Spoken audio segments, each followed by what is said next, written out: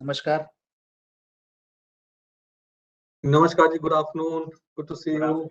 Good afternoon. Wonderful Good day afternoon. one. जी good. वैभव कैसे हैं? Good afternoon sir, बहुत अच्छे sir, all set sir. Hello.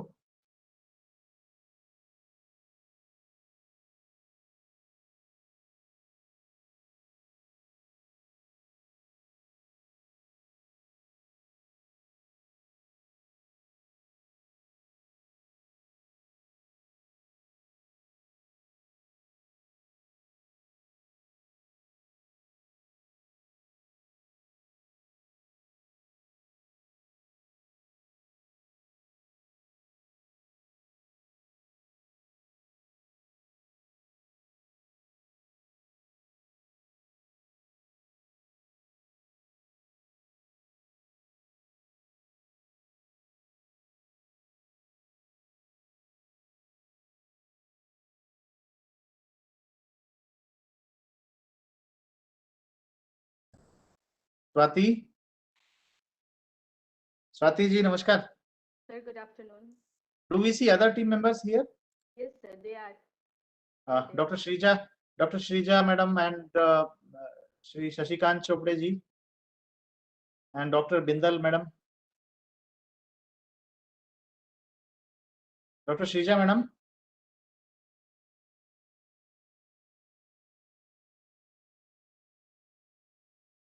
Are they here? Sir, Shrija ma'am is not yet here. Shashikant sir is here. कोई एक बार call कर दे। Sir, Shrija madam को call Shrija ma'am is joining. I have called her. She's there. She's joining. Shashikant ji. Shashikant ji is already here. Yeah. Shashikant ji, namaste.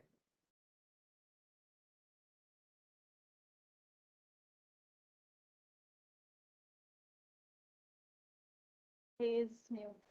Yes, nice shirt. Rajiv ji. Ji. I would introduce Mr. Shashikant Chopde. Right. He was a core team member. He coordinated this study with us. Right. I've seen his name and of course heard from Weber. And he's my close friend, so that's why I used to tease him for anything.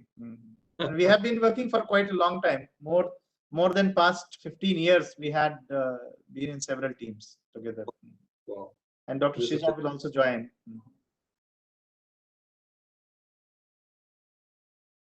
And Swati, you saw Swati also. Swati. Yeah, Swati is also known to me almost sir. 10 years. Almost 10 years. So it's good to see that your. Yeah, she is ex-NIDM. She was in an IDM also. Yeah. No, you have a sustainable ecosystem, Anilji. Yes. Whoever joins me will not leave. I make this sure. He may be in any other organization or anywhere, maybe in any other sphere of the world also, but the team continues. Yeah, no, but this is amazing. Hi, Rajiv. But very happy to work with your team. I am also very happy with your team also. In fact, you know, with you and us and you, me, we all feel like one team. Yes, true. We really enjoyed, and even now also we feel very friendly. Yeah. I think the credit goes to the team. Yeah, true. Kopal, I think we can remove the background now. Sure, sir. Yes, sir, I think so.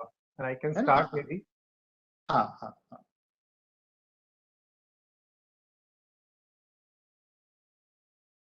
Thank you, sir. Good afternoon and greetings to all of you joining us today.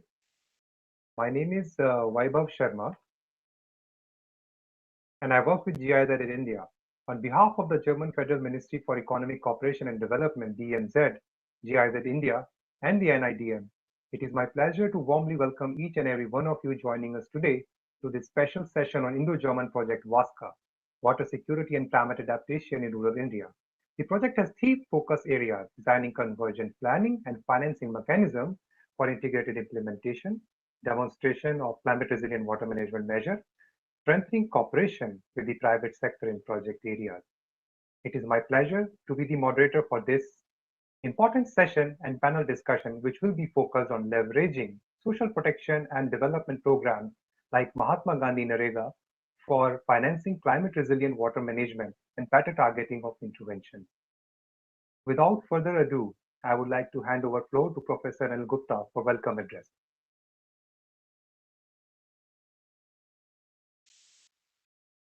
Thank you,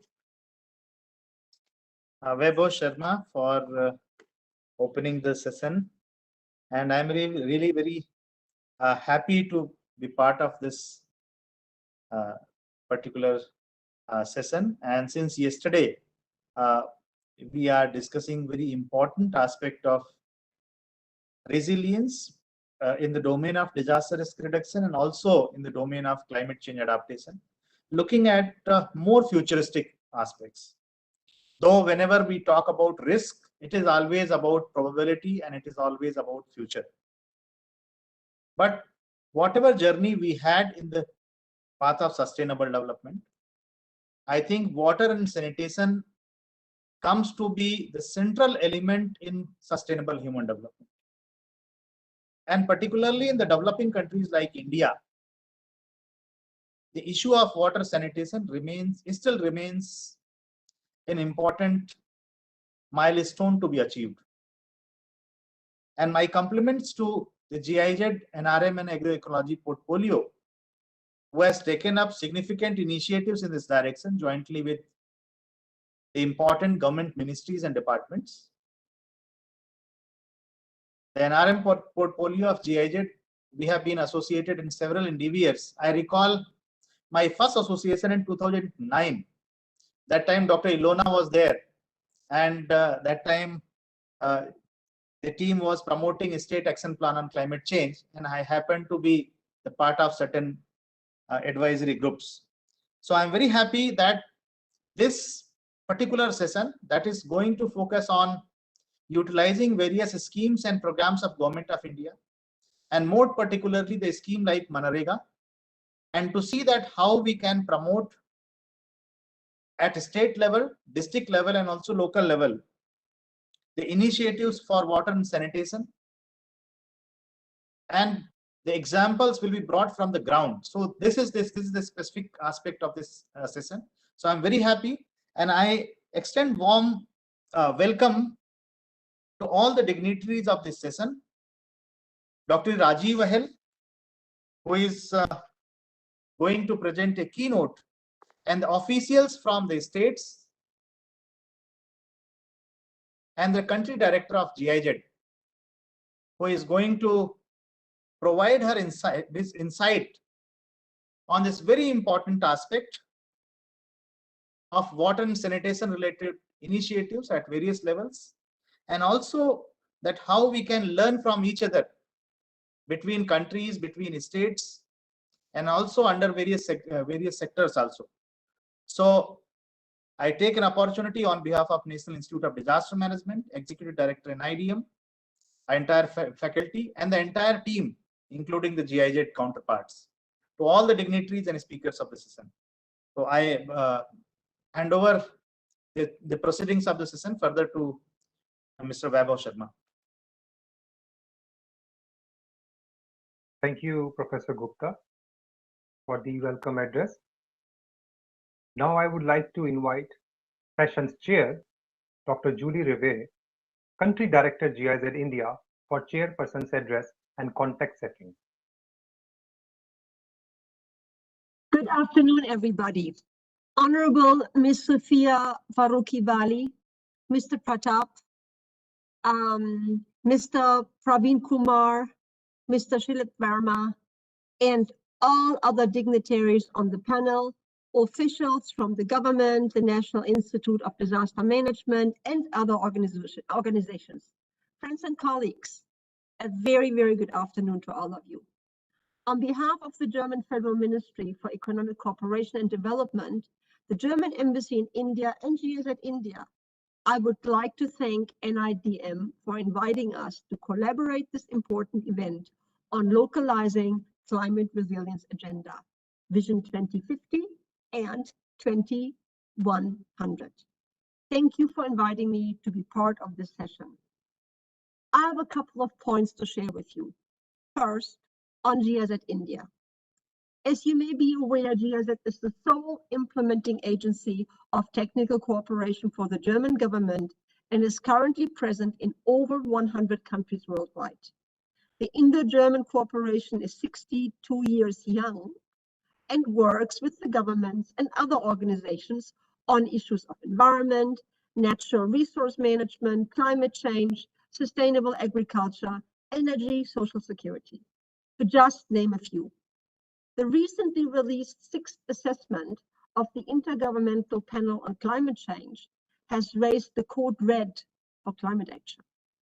GIZ India also implements Indo-German projects on climate risk insurance, green carbon markets, climate adaptation and finance in rural India, among others contributing to this agenda. I have another point, namely on the VASCA project. The Indo-German project on water security and climate adaptation in rural India, or short VASCA, is commissioned by the BMZ in cooperation with the Ministry of Rural Development and the Ministry of Jal Shakti, the government of India. The project is implemented in 5 states. These states are Rajasthan, Madhya Pradesh, Uttar Pradesh, Tamil Nadu, Karnataka, and at the national level from April 2019 until March 2022. The project works on improving convergent planning and financing mechanisms for water security and climate adaptation, and demonstrating measures for improving water resource management and strengthening private sector cooperation for integrated and climate-adapted management of water resources. Over the past 2 years, the project has successfully demonstrated the composite water resource management framework for developing 10 district-level plans across the 5 states. In order to achieve this, above 5,000 government staff and technical workforce across various levels were capacitated on the CWRM approach through online and offline modes, despite the COVID-19 pandemic. Over 40 unique climate resilient water management measures, including greening of hillocks, ravine reclamation measures, and cascade tanks, have been demonstrated in the project locations. Establishing convergence and steering mechanisms for joint planning and implementation of government programs, including Mahatma Gandhi and NGREGA, the National Water Mission, Jal Jeevan Mission, Atal Bhujal Yojana, Prime Minister's Irrigation Program, PMKSY, have also been key success stories. Now, what about this session? Today in this session, we will further discuss climate resilient water resource management, where some of our implementation partners from the government will give you a glimpse of our collaboration, processes adopted, and results achieved on the ground. We are very happy to have on board Commissioner Mahatma Gandhi NGREGA from Madhya Pradesh and district collectors from Tamil Nadu for this very special discussion. VASCA's key technical partner, the International Water Management Institute, will also provide insights on our joint work, especially the targeting and convergence approach for climate resilience interventions. Yesterday, during the opening session of the event, VASCA's joint knowledge product with NIDM, titled Mapping Climatological and Biological Disaster Risk in India for Strengthening Resilience, was launched. The report analyzes the patterns of climatic and biological catastrophes in India at national and state level to explore options for relief, recovery, resilience, and adaptation, while integrating with existing development programs. While this will be utilized for the water and climate planning processes in VASCA, insights from Pan-India will be useful for partners from the government and private sectors, other multilateral agencies, and research institutions. I hope further input discussions on the knowledge products during this session will be helpful for you. Once again, thank you very, very much for inviting me. We all look forward to continuing our collaboration with NIDM in the future as well. I wish the event organizers and all the participants a super wonderful and fruitful session. And I do hope that we will jointly make a difference. Good luck with all of that. Thank you very much. Thank you, Dr. Julie, for the wonderful insights on the Indo-German collaboration and also giving a nice synoptic view of the thematic area of water and climate adaptation and the challenges in context of the rural India. Thanks also for setting up the context of this session. With these words, I would like to invite our next speaker, Mr. Rajiv Ehel, Director, Natural Resource Management and Agroecology Program, GIZ India. Now over to Rajiv for the keynote presentation on the Indo-German project VASCA. Thank you, Weber, and greetings to everybody. I think this is a meeting of minds in the sense of people at a national level, not all, but the key people who are thinking, worrying, strategizing, trying to find solutions, that we've been coming together since yesterday to discuss how climate aspects can be brought from the sky down to the ground. And I literally mean that, because very often when we speak to policy implementers at a state, district, or local level, they always ask that what is something new or different that I have to do? So I think from that perspective, how do we take a concern? How do we take an intent? And how do we translate it, really localize it into action, is something that we'll be discussing through this example of VASCA. Now, of course, for me, the job has been made easy by Professor Anil and also by Dr. Julie Revere, in having already explained the project. But I think what is important, and I would say for this slide, is if you look at what the climate change and UN water policy brief in 2019 recognized, it said water is to adaptation what energy is to mitigation. So, and also therefore, strengthening what Professor Gupta said, that in order to really drive home adaptation measures, water would be and remains a very strong instrument. So how can we do it? Next slide, please.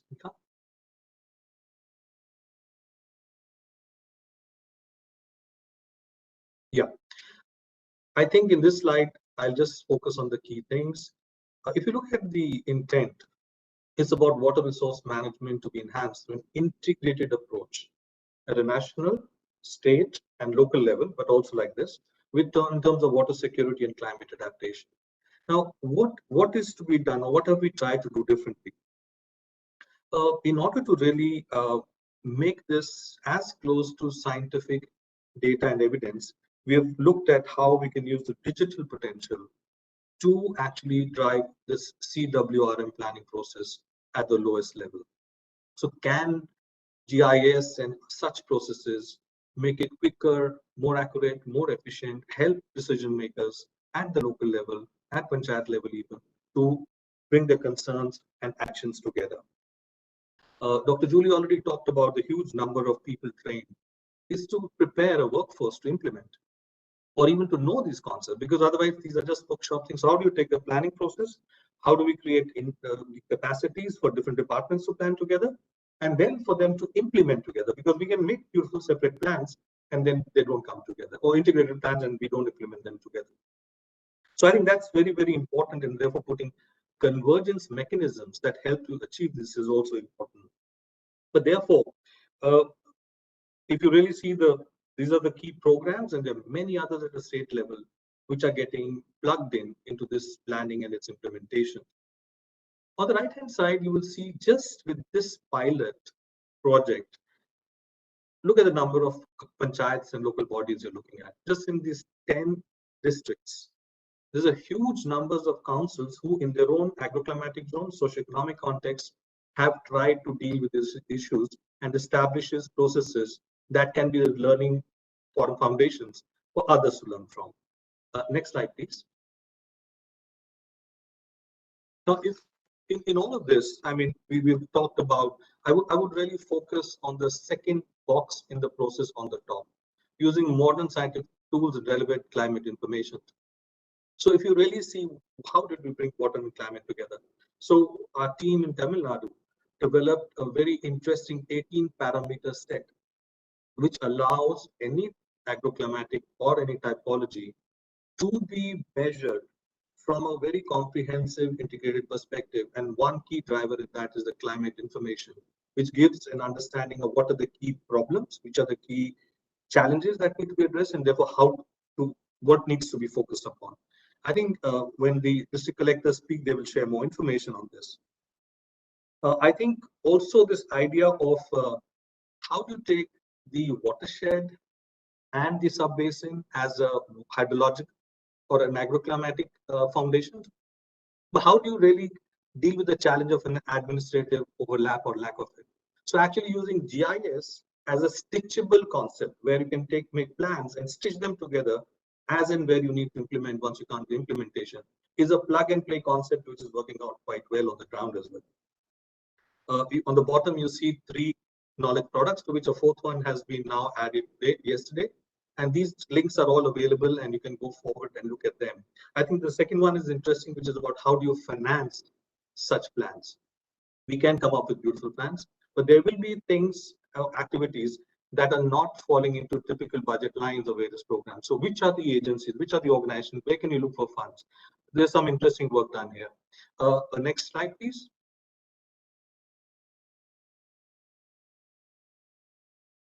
Yes. Now, if you really see, and Dr. Julie also mentioned this, that in all this almost 5,400 local councils, about 700,000 interventions have already come up. And these are totally from a water security and climate resilience perspective. Now, what is happening is that if you really see the work that we're doing on rejuvenating of water bodies is actually more about shifting the water use and dependence from groundwater to surface water. So in a sense, redeeming these structures, making water available, is going to take the load off the groundwater, of which we have only almost lost 60% in the last 1 decade. And therefore, that is a mitigated strategy. What you see in terms of integrated horticulture plantation programs is this whole integrated farming system, which brings resilience, and also the evapotranspiration in a multi-layered microclimate created also reduces the use of it. The work on the greening of the hillocks is actually a very long-term response to embedded drought or newly created drought conditions that are happening all over the country. Just doing one activity is not going to change anything. We have to bring this integration. And therefore, this sort of a planning process helps us to bring all these diverse elements, only whose togetherness and doing them in a certain logical sequence will stop soil erosion, reverse the land degradation and the loss of soil and soil fertility, but also in the long term, create a microclimate which is conducive to more sustainable agriculture and also has an impact both in terms of carbon sequestration as well as adaptation to the changing weather and climate patterns. Next slide, please. I think this is now why we did this study. Now, I think what Dr. Julie mentioned, and we all know well, India is one of the rare countries in the world which created a social protection wage work program like Mahatma Gandhi NREGA, not as a scheme or a subsidy, as actually a foundational statutory program coming as a part of the overall government core policy on food security. Now, what has it done? If you just look at the last 1 year, 2021, almost about $16 billion worth of investment has been done by Government of India across 260 types of works that it is. This year already, another $10 billion has been already committed. Overall, from the point it started in 2005 or 6, almost $100 billion worth of expenditure has been done. What does it do?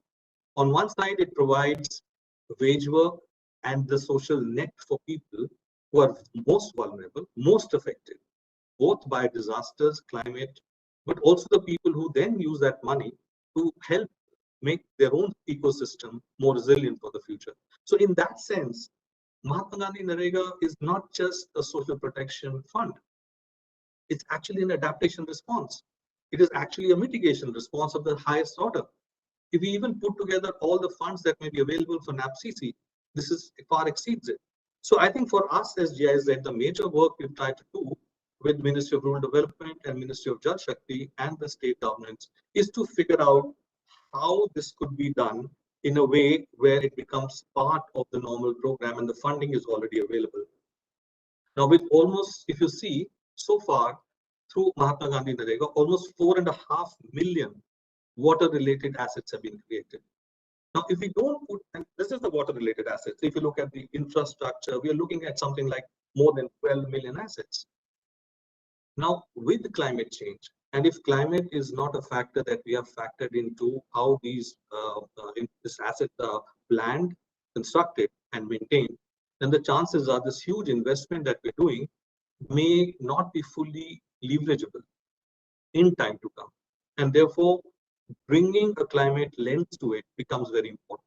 So it became important for us in our work with Mahatma Gandhi NREGA to start getting an understanding of what is the frequency, what is the scale of impact of all types of disasters in rural areas of India, and could that then help us to localize not just a climate response, but also layer it with a disaster orientation where we then are well protected or well ready in terms of being able to some extent forecast the changes and therefore adapt our infrastructure and our plans accordingly, or even be knowing where there's a high frequencies of disasters and therefore we need to put special attention here with a different focus to make sure that all of this would survive.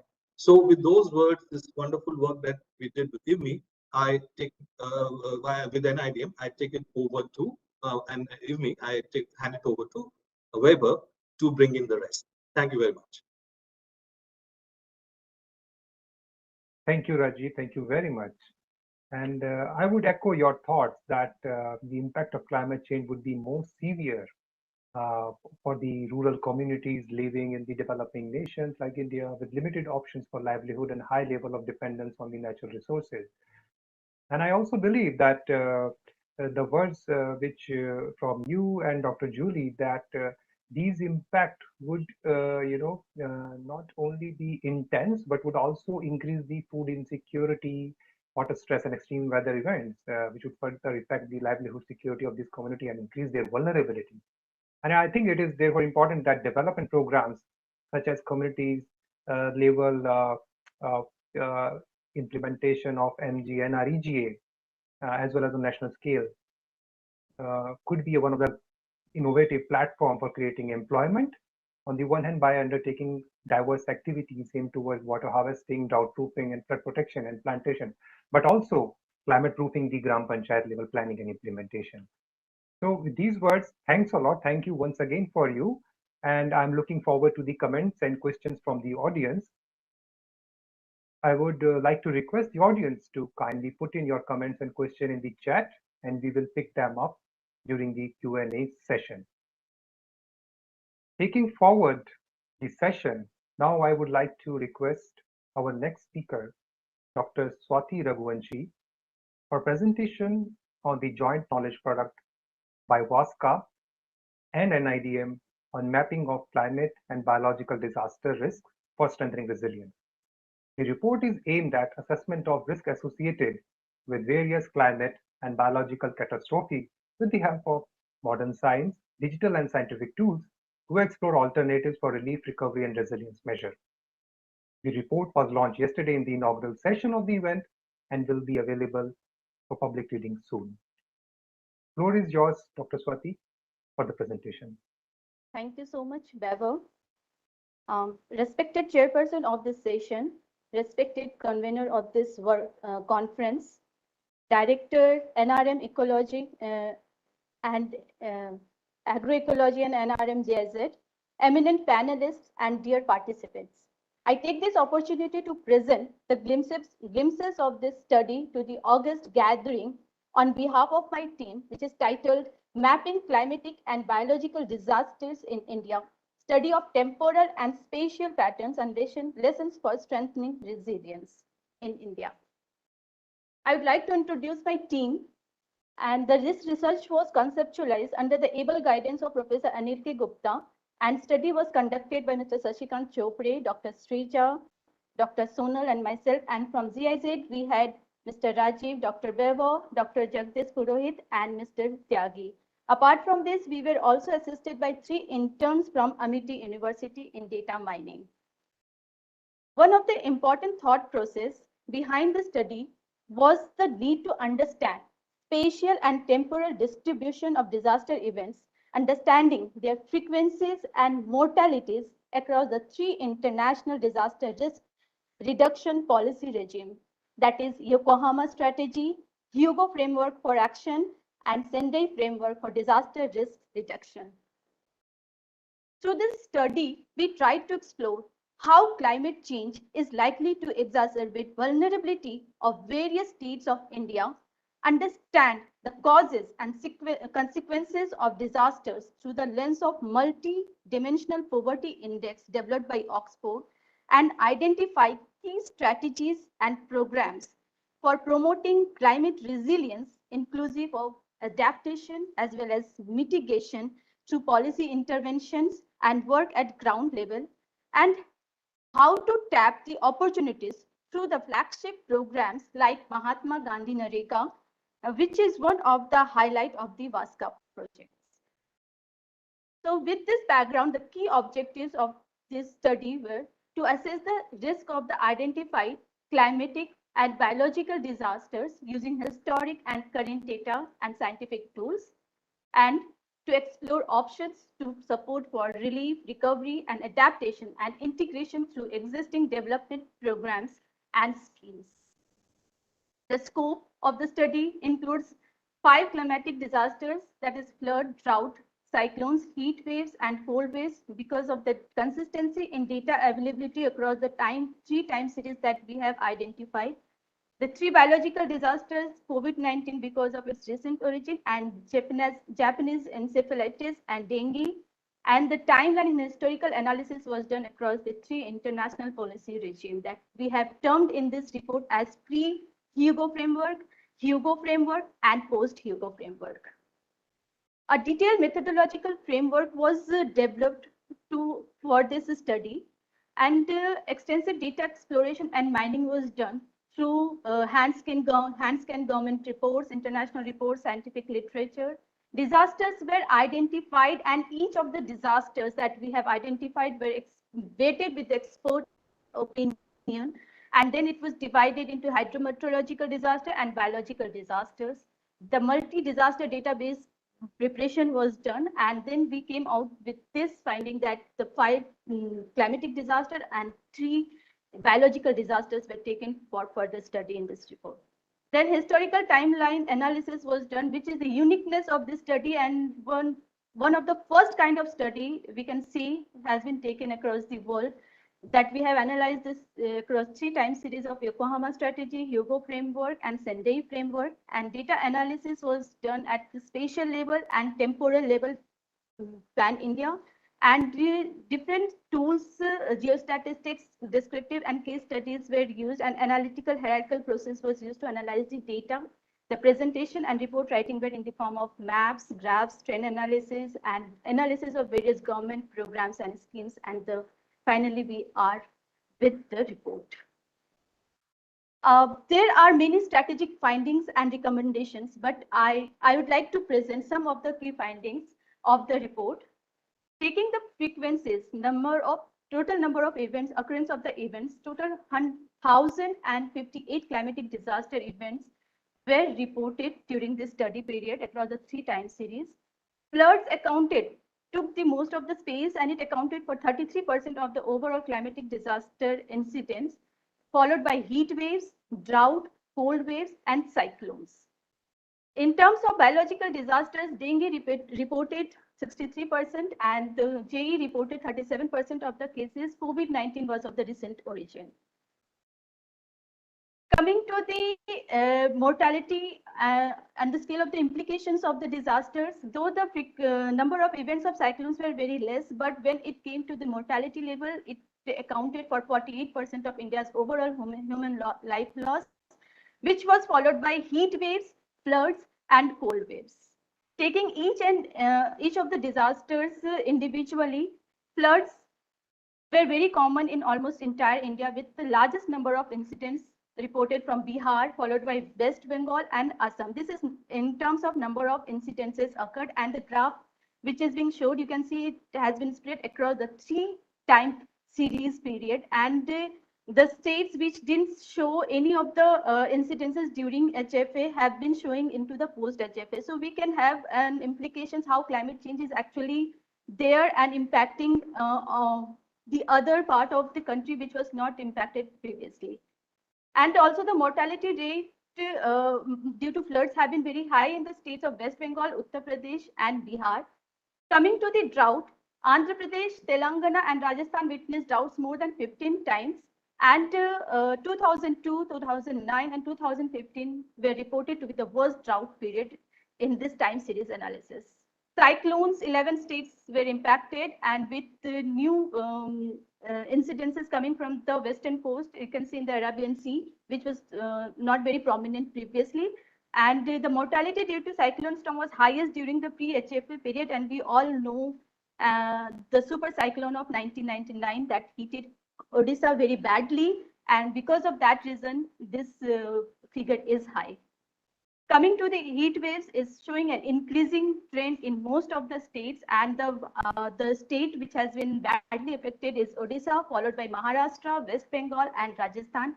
And we can also see in this graph that the heat waves which were not very much prominent during pre-Hugo and during Hugo, but is being seen during in the post-Hugo time period. So it has very robust findings suggest that the implications of the climate change and the changing weather patterns with these disasters. Coming to the cold waves, Uttar Pradesh recorded the highest number of cold waves, which was followed by Rajasthan and Bihar.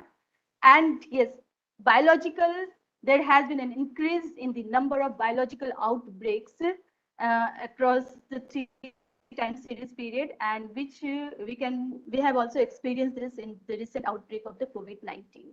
So when we also tried to have a composite mapping of all the identified disasters that we have identified, and a composite map was prepared and things were done. And it was reported that West Bengal, Uttar Pradesh and Bihar are the 3 states that have experienced more than 100 events combining both climatic and biological outbreak events. So this makes the states more vulnerable, and the programs and policies and strategies, how it needs to be planned for these states can come up according to this finding. Now, because we had done this study for the Vaska in concern with the Vaska state, there was special implications for the Vaska state that they were impacted by at least 4 of the selected 5 climatic events. Rajasthan ranking the highest, and the Vaska states for higher priority for each climatic disasters like floods. We can go for Uttar Pradesh, drought, Rajasthan, heat waves, Rajasthan and Madhya Pradesh, cold waves, Rajasthan and Uttar Pradesh, cyclones, Karnataka and Tamil Nadu. So the way forward, the study comes up with a number of valuable lessons and recommendations for strengthening disaster reduction system, resilience for various states, with special recommendation for Vaska states. Interventions related to policy, institutional programs, schemes, and financial allocations needs to be strengthened. And this was very much prominent in yesterday discussion also, that we need to strengthen our institutional arrangements for plans to be proper implemented and adaptation strategies. The study analyzed the patterns of disasters at national and state level. But based on the outcome of this study, taking this assessment further down to district and lower level has been highly recommended in this study. So with this, I end my presentation. The report will be available soon for public access, and for further communication, Vaibhav and myself are available for any clarification. Thank you so much. Over to you, Vaibhav. Thanks, Swati. Thanks a lot for sharing key observation and output of the report, especially the findings and implication for the Vaska project state. It is astonishing to see that all the Vaska pilot states were impacted by at least 4 of the selected 5 climatological events, with Rajasthan ranking the highest in total number of events. Uttar Pradesh ranked highest in flood frequency, with Karnataka marginally lower. In total, I observed that Rajasthan topped in drought, followed by Karnataka, which is surprising. Heat waves and cold waves are of higher and almost same frequency in Uttar Pradesh, Madhya Pradesh, and Rajasthan. The important aspect is that these climate catastrophes are not impacting these states in isolation, but in a compounding manner. And these compounding impact intensifies the vulnerability of the rural population, specifically amid the biological catastrophes like Japanese encephalitis or COVID. And we all believe that in order to leverage Mahatma Gandhi NREGA against these intense compounding impact of climate and biological catastrophes for its contribution towards addressing emergency and crisis situations such as COVID and beyond, it is important to understand the climatic and biological risk objectively through scientific analysis of historical transect and spatial analysis. And I think this report absolutely focuses towards that. Thank you, Swati. Now, we will now move on to our panel discussion. We have a top-notch panel for our discussion today. Let me firstly introduce our 4 key speakers, and I also request them to switch on their cameras for the discussion. Let me start with Ms. Sophia Wali, IAS. Ms. Sophia Farooqi Wali is a 2009 batch IAS officer and has been a dynamic officer of Madhya Pradesh, currently posted Commissioner Mahatma Gandhi NREGA Bhopal. She did her master's degree in arts from Barkatullah University, Bhopal. In the past 12 years of service, she has served as CEO, Satna, DM Mandla, in different government departments like Revenue Department, Madhya Pradesh State Civil Supplies Corporation Limited, etc. Under her leadership, Mahatma Gandhi NREGA has witnessed a steep growth in terms of mandate generation, 100% GIS-based Gram Panchayat planning, innovative activities like community nutrition garden, etc. Next, we have on our panel Mr. Pratap M, IAS. Mr. Pratap M, working as an additional collector at Tiruvannamalai district, Tamil Nadu. He was from 2017 IAS batch. His previous posting was Sub-Collector Dharmpuri, Assistant Secretary at MORD. He has completed his BTech Chemical Engineering from Anna University. Being Additional Collector at Tiruvannamalai district, he has been the main steering person of the climate resilience and composite water management efforts under VASCA project. Next, I would like to introduce Mr. KJ Praveen Kumar, IAS, who is working as an additional collector at Ramanathanpuram district, Tamil Nadu. He was from 2017 IAS batch, and his previous posting was sub-collector at Kalakurichi. He has completed his Bachelor of Engineering in Electronics and Communication. He has also been a key steering person and also torchbearer of VASCA project activities in Ramanathanpuram, specifically in context of the climate resilient measures and development of relevant models pertaining to the coastal area typology. Last but not least, we have Mr. Shilp Verma, who is a senior researcher water, energy, and food policy in the International Water Management Institute. He brings along a vast experience on the co-benefits of water, energy, and food policy in different typologies and topographies of India, and also from different geographies globally. Dear panelists, 10 to 15 minutes will be allotted to each speaker for their presentation, and if time permits, we'll go for a round of question and answer from audience as well. I'm well aware that given the range of experience of this panel, 15 minutes is less time to speak about the great work being done by the panelists. But in light of tight schedule, kindly excuse me if I come in between to remind about the time limit. With these words, I would like to hand over mic to Ms. Sophia Farooqi Wali for her presentation. Ma'am, may I invite you on the floor for the presentation, please?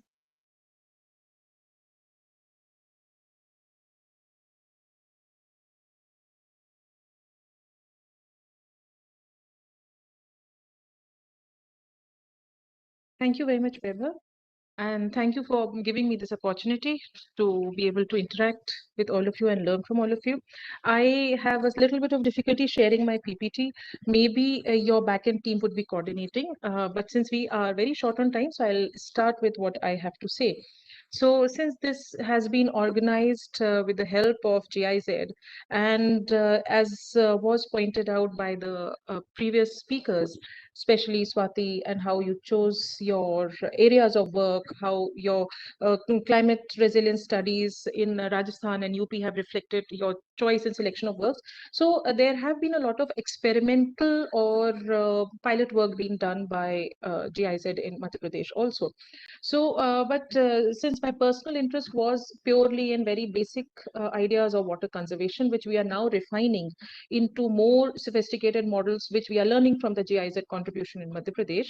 So when I joined here about a year back, I started with the broad idea of water conservation structures, largely water holding structures would be the correct way of calling it, so that, you know, like I would visualize Madhya Pradesh 5 years down the line with as many field level bunds and field level channels, individual farmers having their own ponds, small ponds, probably community ponds, and of course the very popular part of MG Narega, which is having check dams and contour trenches, all those structures put together. However, my focus right from the beginning was not on individual structures, because I have some ideological understanding on that matter, which contradicts that probably we should not be getting into too many individual structures, which is what I realized GIZ is also doing, and which is how we eventually came about together.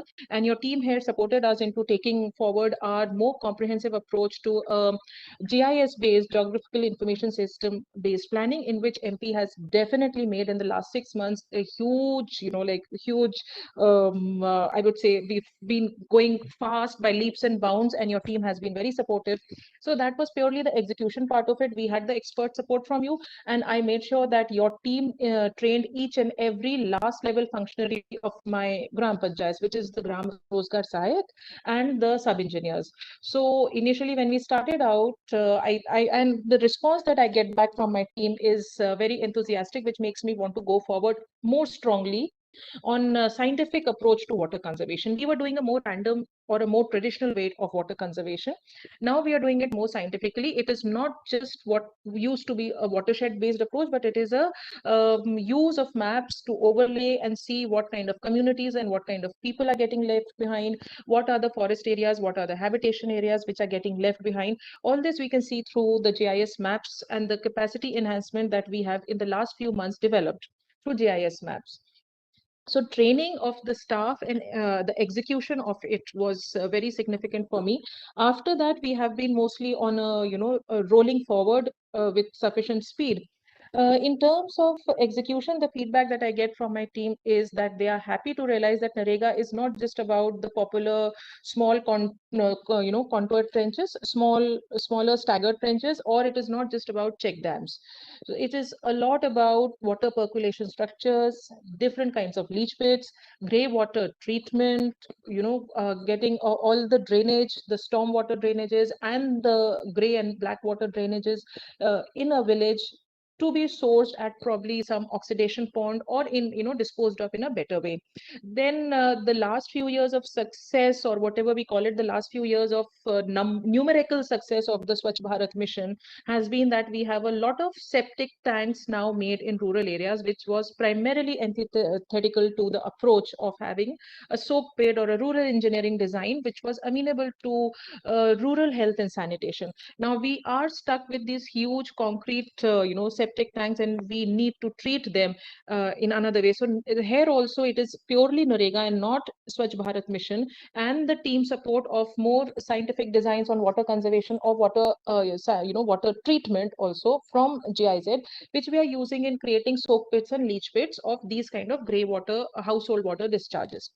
However, as I said, the approach, as my approach has been that I don't want to go ahead with individual structures. One, individual water impounding structures always lead to hyper agricultural activities and monocultures, which Madhya Pradesh is already struggling with. There is a clear understanding at the highest level politically that monoculture of wheat and paddy in Madhya Pradesh is doing a lot of damage to our budgetary and financial health also, apart from all the climatic and nutritional and health based impacts that it has, along with its rampant use of fertilizers. It is one of the primary reasons why groundwater is also declining. So in my tenure, we have tried to reduce the very popular Med Bandhan or the field bunding activity. And we are trying to substitute it by another one of the models which we have learned from your VASCA team, which is the community nutrition gardens. Because we can't just tell the smallest farmer, the most marginalized farmer or a tribal farmer that you will not do paddy because he sees paddy or he sees wheat as assured buyback through the procurement system. And it's a very small financial cycle that in 6 months, with all the infrastructure built from Narega, a person gets an assured buyback in the traditional cultures. So what do we replace it with? We are trying to replace it with a higher and a more evolved model of natural cultivation of vegetables, using the marginalized women as the labor worker there, providing them nutritional security and nutritional diversity, and also because it is a natural way of agriculture that we are promoting, so we see a demonstration effect also. So you did your nutritional gardens in 2 districts in Madhya Pradesh. We have now, with the same model, rolled them out in the entire state. So now we have at least 2 to 3 nutritional gardens in each district. Ideal would be that probably 5 years down the line, we have at least in each Gram Panchayat cluster 1 2-hectare nutritional garden. That is how I see it coming in the future. Now, when we talk of climate resilience, I'm shifting to the next, like the next part of the presentation or my talk. Narega is being called, to which I have a little bit of objection, not by any one of you, but generally what I read in the newspapers and everywhere, Narega is said to be not too sensitive or clued or grooved into the idea of climate resilience or climate change. I mean, the focus definitely in terms of the way the act is designed and the parameters are measured is on NRM works, agriculture works, water conservation works, but there's no category which measures your, like CC. We call it NRM, we call it water conservation, and like agriculture allied AL services, but there's no CC services. So this needs to be built in. I completely agree with it.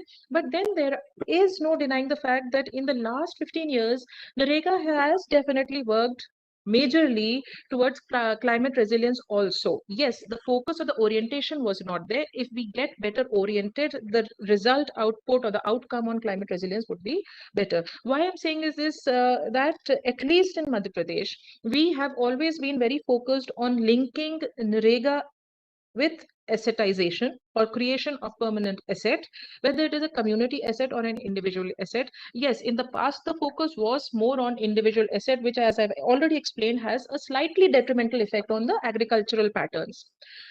Community assets will work towards the common greens. It's the most used idea, but community assets build in community involvement and participation in a common agricultural project, whether it's a nutrition garden, whether it's a community talab, it is a community Kapildhara Koop or a community Binakshi Talab, they do fisheries. But if we are involving the community, the assetization is better, the livelihood generation is better, and there's also a community sense built in, which with the kind of schemes, the welfare idea behind the entire RD schemes, sometimes kills the community's initiative. The idea of commons or the community mobilizing itself, that gets affected. It also affects how our democracy evolves or how the democratic principles get rooted down in the field. So all these things become better once we start focusing on assetization of community works. Community works, roads are also assets, I'm not denying it, boundary walls are also assets, or some additional like CLF bhavans are also assets, but I'm talking about community assets which are based around water conservation or nutritional diversity or agricultural diversity, which could be plantations also. So once these kind of things are brought in, definitely the climate change orientation of the scheme will improve. And it will also have to be, I think, brought into focus at the Government of India level, so that it doesn't become a random effort by Madhya Pradesh one day or Rajasthan the other day. The third thing that I wanted to highlight in the same, in the line of thought, is that livelihood generation is the third key pillar. I mean, first is demand-based wage labor to provide some, some crisis relief as a relief measure. This also creates a certain increased disposable wages, which increases the wage labor's bargaining power. And also, given the fact that MP is one of the states, and so is Chhattisgarh, which has the lowest wage rate, we are not very effective in controlling migration because of our unduly low wage rates. It's just 193 rupees for a day.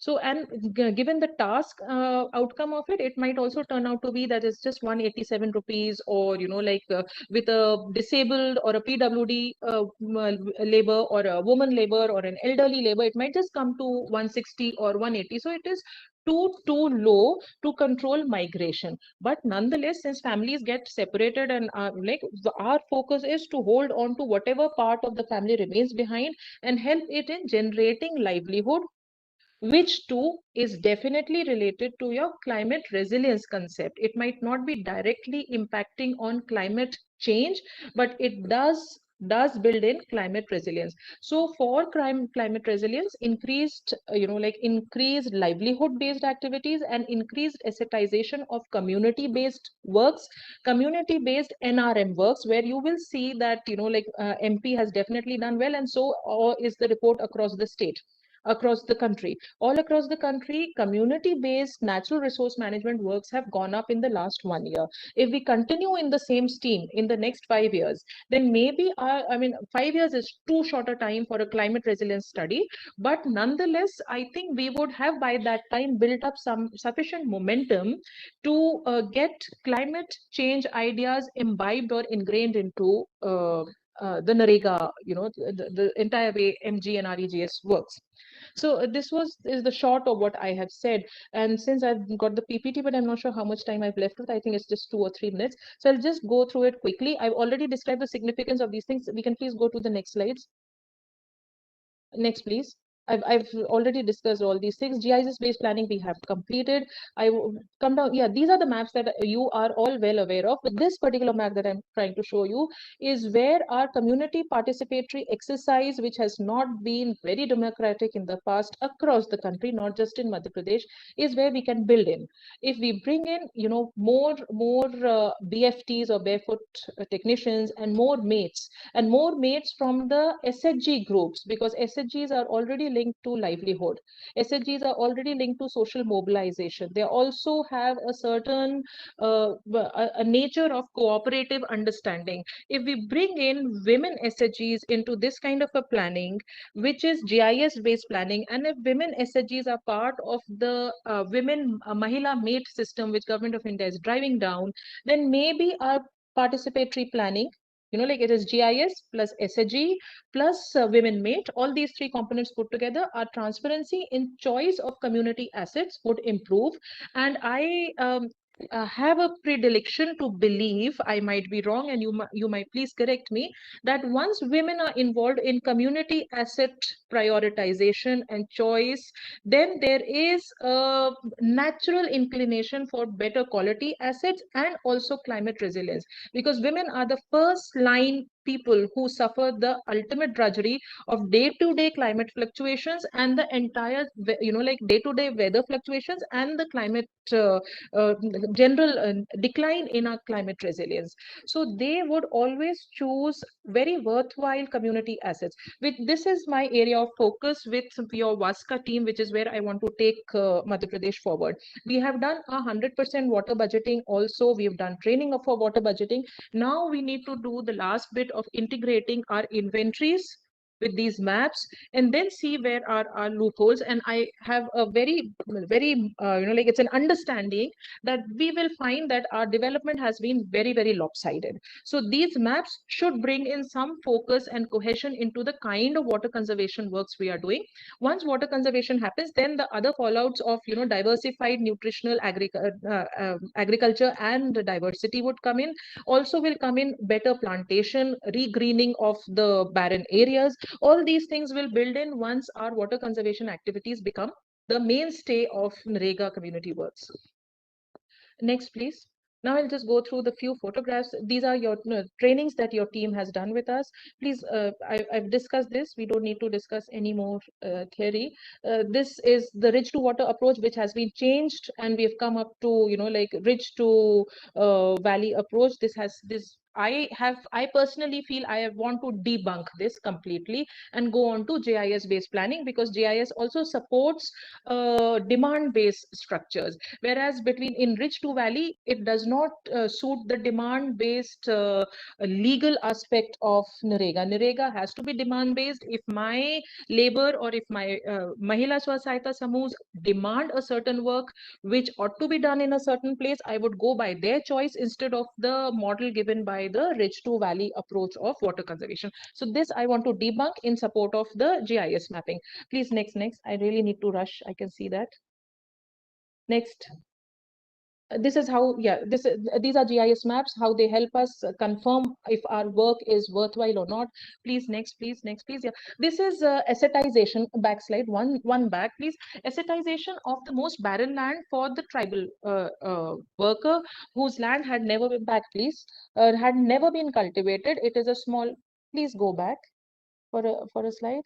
Yeah, this one. So here on the top, you see that this land had never been cultivated by the farmer.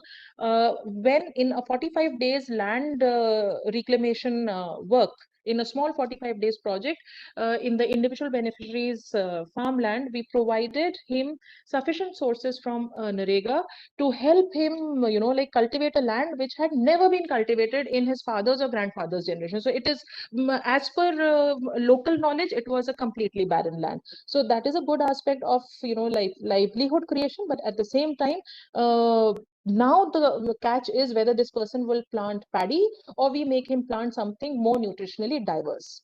The next photograph is one of the CNG, community nutrition gardeners. This is again related to livelihood and last mile connectivity of irrigation canals, because we have enough dams, but the irrigation department still needs to connect them to the field. This is water use related. It is not water conservation related. I completely understand. Next, please.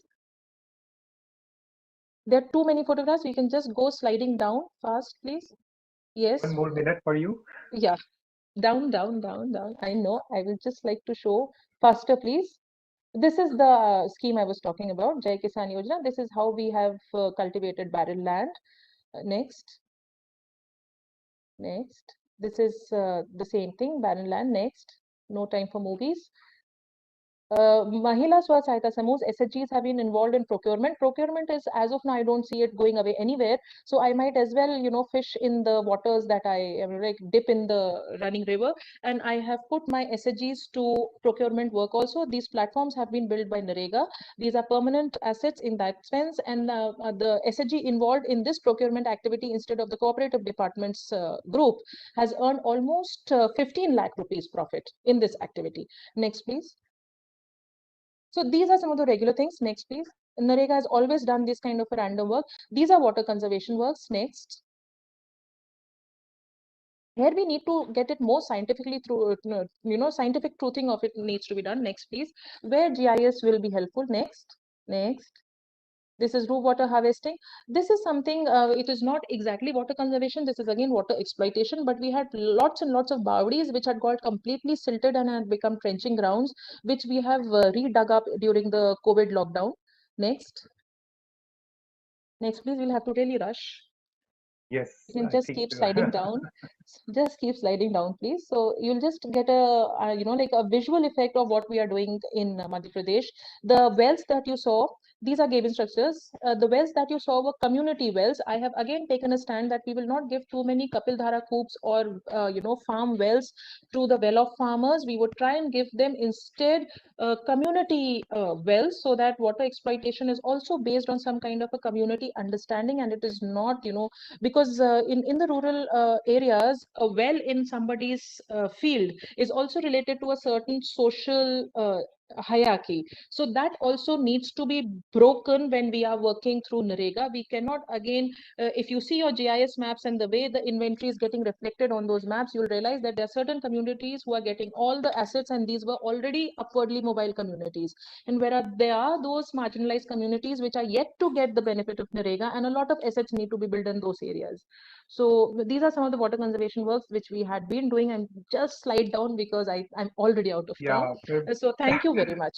Thank you so much, ma'am. I think this was a wonderful talk. I must congratulate you on the behalf of everyone on this panel as well as in the workshop. I mean, you are bringing a paradigm shift in the planning and implementation of MGNREG in the context of climate resilience, water management. Not only that, your perception of keeping water as the common denominator and conservation leads to the multi-dimensional bouquet of benefits, co-benefits in context of land, water, vegetation. Not only that, but socio-economic benefits like livelihood and community resilience was really innovative. And I must say, there are already evidences which you have showcased to the audience and shared with us. Thanks a lot, ma'am, and we would love to hear more from you on this. And with these words, I would like to request the organizers to allow Additional Collector Ramanathan Puram for sharing a slide. And I would also like to invite Additional Collector Ramanathan Puram to please take the floor to share his inputs for the panel.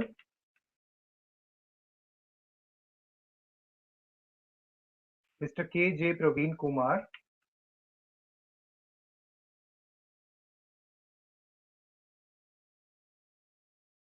Yeah, good afternoon, one and all. So thank you so much for giving me this opportunity to present a few aspects which Ramanathapuram district in Tamil Nadu are doing. So is my screen visible to everybody? Yes, yeah. Mr. Kumar. Okay. Thank you. So before just starting, I would just like to give a brief introduction about my district. I know might be several people might have visited Ramanathapuram district in Tamil Nadu for various religious activities, because this is one of the popular tourist place in Tamil Nadu. But the other face of the district is when it comes to water conservation. When I speak about some figures, I think you may get to know the gravity to understand like how much this WASCA activities are suitable and adaptable for our district. So the district has a population of around some 13.5 lakh population, out of which our active job card holders in MGNRGS are around some 3 lakhs. This is very, very high. So when we have so many active MGNRGS workers, then it shows that they have there are lack of other livelihood opportunities. So the entire district is completely dry. It is dependent on only the rainfall.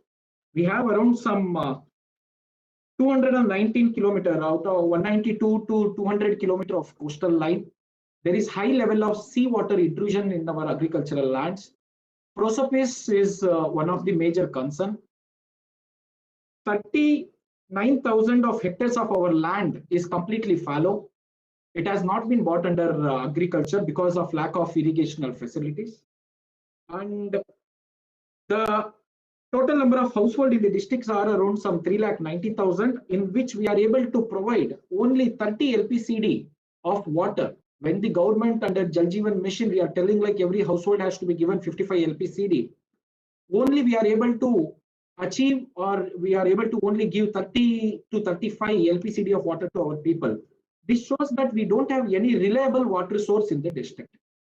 The only source of drinking water for the entire district is a combined water supply scheme, which is bought all the way from Tiruchirappalli, from the Kaveri River Basin, which is around some 200 kilometers away from the district.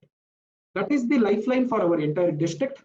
So given this basic data about my district, I think this is exactly where I think we are very, very happy to associate with WASCA for guiding the District Rural Development Agency to come up with an scientific empirical data, how we can have some technologies embedded into our MGNRGS works. I was just listening to the previous speaker. So ma'am was explaining like MGNRGS is not just about creating an asset. The asset should be helpful for the local people. It has to be sustainable, it has to be durable, as well as it has to be an value addition to the entire ecosystem of a village. So with this basic data, I will just proceed. We can directly go to slide number 4. So before doing this, we came up with this scoping study for the entire district. Yeah. We came up with a scoping study for the entire districts. We identified 4 vulnerable areas and 18 indicators. We associated with Anna University in Chennai in October 2019 to do this scoping study. Based on climate vulnerability, 2 vulnerable districts in Tamil Nadu were identified by the state steering committee to be taken up for activities with the help of WASCA. One is Tiruvannamalai district in northern Tamil Nadu, and another is the coastal district, that is Ramanathapuram. And also I would like to tell, like, Ramanathapuram is also an aspirational district along with an district selected under WASCA. So before this, all our MGNRGS works were taken up without any scientific analysis. They were taken up, works were taken up on several stakeholder representations given. So when I came across one activity, in one of the block, a individual well was sanctioned considering several for various means. When we field inspected, when we analyzed the soil quality, we got to know that the soil is very loose and it is sinking. And even the check dams are not suitable for the geographical conditions of Ramanathapuram district. If we stop the water, the entire district is so close to sea floor, the water is there is no gradient at all. So water will spread very horizontally. So there is no point in creating any check dam in a district like Ramanathapuram. But however, without any application of mind or without basis of any scientific analysis, there were several sanctioning of works for a district which is very, very starved for drinking water. So we did an analysis and we found out that we were fitting in all those vulnerable indexes. Poverty is high. As I already said, there is no reliable drinking water sources in the entire district. Marginal farmers are very, very high to an extent of 93%. 69 or 70% of my population lives in rural areas. The temperature is very, very high. Rainfall is very erratic and it is very seasonal. The average rainfall in the district is around some 300 to 400 mm. So we can even compare our situation with any of the districts or the districts close to deserts in Rajasthan also, in few blocks. And coming to the surface water availability, we had very low surface water availability. And as I already said, the supply and demand for water is very, very high. The gap is very high. One more peculiar concern for the district is the seawater intrusions. So in a district of Ramanad, out of my 11 developmental blocks, 5 blocks are the coastal blocks. If we just dig a land for around some 3 to 4 feet, we can get a water which is completely saline in nature, which is not potable for any activities. 66% of the entire district is completely rain-fed. As I already said, the district is known for notorious prosopis. The cropping or the agricultural activities are also very, very less.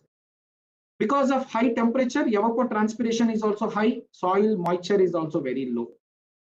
Considering all these activities, the entire district tree cover has declined to 3% in the past decade. And we are even facing seasonal droughts also. And there will also be sea level rise and increase in soil and water salinity whenever there is an rainfall. So considering this, we had some climate projections for the entire district based on temperature, annual rainfall. We think like in another 50 years down the lane, there is an average increase of around some 1.5 degrees Celsius of temperature increase may be seen in Ramanathapuram district alone. With this, we have around some 429 gram panchayats. We, along with VASCA team, we started working towards this WRM activities. Initially, we started with de-alienating our complete gram panchayats. We classified our gram panchayats. We came with a detailed water budget. We estimated the water budget for the particular gram panchayat. We identified key water challenges also. From that, we prioritized around some 261 works that could be taken up immediately. We prepared the KML files and we sensitized our overseers and assistant engineers who are working down. Before taking up any activity, we wanted our engineers down the line to visit the field and give us the feedback, like whether that work is feasible at lower level or not. Then, without community participation, it is really difficult to sustain an asset. We went and we went and approached all 429 gram panchayat. We initiated to have an panchayat resolution passed by the GPs. And I am very happy to say, like, all 429 gram panchayat have passed resolution in favor of the activities that were suggested by VASCA team. So finally, we 5 minutes more, please. Then I think we can directly go to some activities that have been taken up in the district. So as I already said, like, we can compare our situation with some districts of Rajasthan. So we sent our VASCA team to study some models which have been taken up under Rajasthan. And one such model was the Tanka, that is the underground water storage. And as soon as our teams came back, so we created one pilot in 2 blocks of Ramanathapuram, and 60,000 liters of Tanka capacity works have been created in, I think you can see. So the entire village's water demand is being met if we have a good rainfall for the entire season. So I think you can see here, the women are directly getting the water from the Tanka. And along with that, several measures were like, I think I would like to share that Ramanathapuram district has got several, we attempted 2 world record events for a highest number of plants sown under Miyawaki system in the entire district. And we have 1,000 mini and mega forests created in Ramanathapuram district. And also we started with Seaball campaign, including our children of all government schools. And for that also we have created some activities and records as well. And in all our 429 gram panchayats, we are on mission mode. We are carrying out Catch the Rain campaign works, and we have taken up several activities also. And one important point is like not just limiting to the rural development alone. We are associating with other line departments as well, like agriculture department, horticulture, animal husbandry. And one such was like 20 acres of land in consultation with the animal husbandry department has been bought under fodder development activities. So MGNRGS workers are providing labor, and the animal husbandry department are the guaranteed purchasers for the pasture, and we are working with them also. And we have come up with some native tree species park on last environmental day in one of our GP. We planted around some 108 plants which are very native and depending on less water and resilient to our erratic temperature conditions. And as I was telling, these are some mini forests which have been created in the district. And as I already told, this was the example we took out from Jodhpur in Rajasthan. And now we are planning to scale up this Tanka to all the 11 blocks in our district. And one study, in order to check the potability, we sent the sample to lab in the Thoothukudi, and we found out that this water was much more purer than the one which was supplied through our FHTCs by the government. So I think this was one very good initiative which we have brought up. And we have even analyzed the water of Ramanathapuram district pre and post monsoons also. So whenever there is a good monsoon, the water quality will dip because there will be salt particles melting and increasing the salt content in the drinking water. Around some 30% of the entire district has an potential seawater mixing. So that is the target for us. They have been taken up under catch the rain activities or water conservation and water harvesting activities. Last 30 seconds. Yeah. Thank you. Yeah. Thank you. Yeah. Thank you so much. Thank you. Thanks a lot, Mr. K.J. Praveen Kumar, for showcasing, various, not only one, but a bouquet of climate resilient model being implemented in Ramanathanpuram under collaboration of MORD and WASCA, and specifically the convergence and synergies between Rajasthan and Tamil Nadu, which you have showcased, is really amazing, and already implementation level of work has started. I think this is really commendable, and we must all congratulate you on this level of cooperation and involvement. Thank you, Mr. K.J. Praveen Kumar. Our next speaker is Dr. Rangalakshmi from MSSRF. She will be speaking on behalf of Additional Collector Tiruvannamalai. So may I ask organizers and IT team to hand over sharing rights to Dr. Rangalakshmi. Dr. Rangalakshmi is Director MSSRF, Swaminathan Foundation for the Department of Eco-Technology. And she holds a doctoral degree in agriculture, and she got almost 20 years of experience. So Dr. Rangalakshmi, floor is yours. And please take 8 to 10 minutes. Thank you. Thank you, Vaibhav.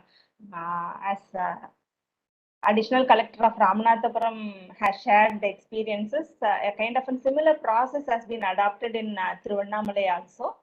But there are certain differences in terms of the climate risk between the two districts, and accordingly the activities are different, both in case of public and common land development, individual land and common infrastructures, as well as the climate resilient measures. I will just focus on those differences and how the different departments converge together in addressing these activities. So,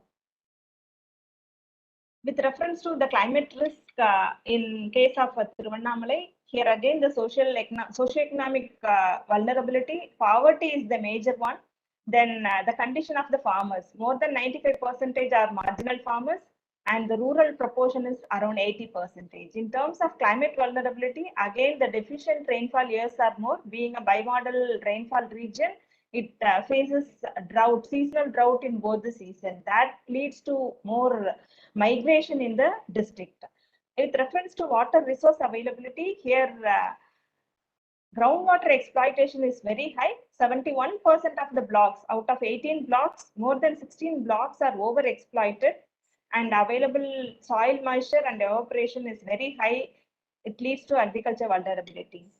So when we coming to the key climate risk and the extremities based on the analysis, it is very clear that increase in temperature similar to Ramanathapuram, change in the seasonal rainfall in the district, and within the seasonal rainfall, erratic rainfall, especially in the onset as well as distribution within the season, plays a major role. Then heat waves, seasonal droughts are common climate risk in the district, besides lowering groundwater table, as I shared with you earlier. And this is a kind of an analysis for the district similar to Ramanathapuram. It was carried out with the support of Anna University. I'm just skipping the slides which were presented by Additional Collector Ramanathapuram. And this key water actions are classified under 4 categories: public and common land, agriculture and allied activities, rural infrastructure, and climate resilient measures. In terms of activities under each of the programs, these are all just illustrative examples we have provided for the districts. And this is one example of GP, how the planning has been carried out in the GIS platform, analyzing different spatial, non-spatial parameters. And with this, we could able to identify the shelf of projects to an extent of 5.47 lakhs works within a period of 3 to 4 years. One can complete for a comprehensive water harvesting and use the water more effectively and turning towards a sustainable natural resource management. These are all some of the photographs showing the field verification of the works identified with the GIS platforms. Involving the local community, especially the Gram Panchayat leaders, played a major role in identifying the key issues which we identified. And coming to the common land development in terms of water actions, in particular to the district, 5,264 traditional water bodies were proposed for restoration, and 58.488 kilometer length of drainage lines for treatment, 31 block level nurseries, and 31 silvipasture development for fodder, considering the livestock population in the district. Through these activities, nearly 46,000 of the landless vulnerable families are guaranteed for employment in terms of community plantation management. And with reference to agriculture and allied activities, here again, fallow land development plays a major role, and which is in tune with the recent policy change announced by the state government, which is kind of conducive for us to link practice into policies. Then vermicompost and the silt application from the renovation of water bodies, then strengthening farm bund cum trench technique in order to conserve more amount of surface runoff from the rainfall, and at the same time reduce the soil erosion. Then vulnerable households provided with various assets for livelihood improvement, promoting azolla and agroforestry horticulture trees. These are all a kind of an assessment which we did through the GIS platform.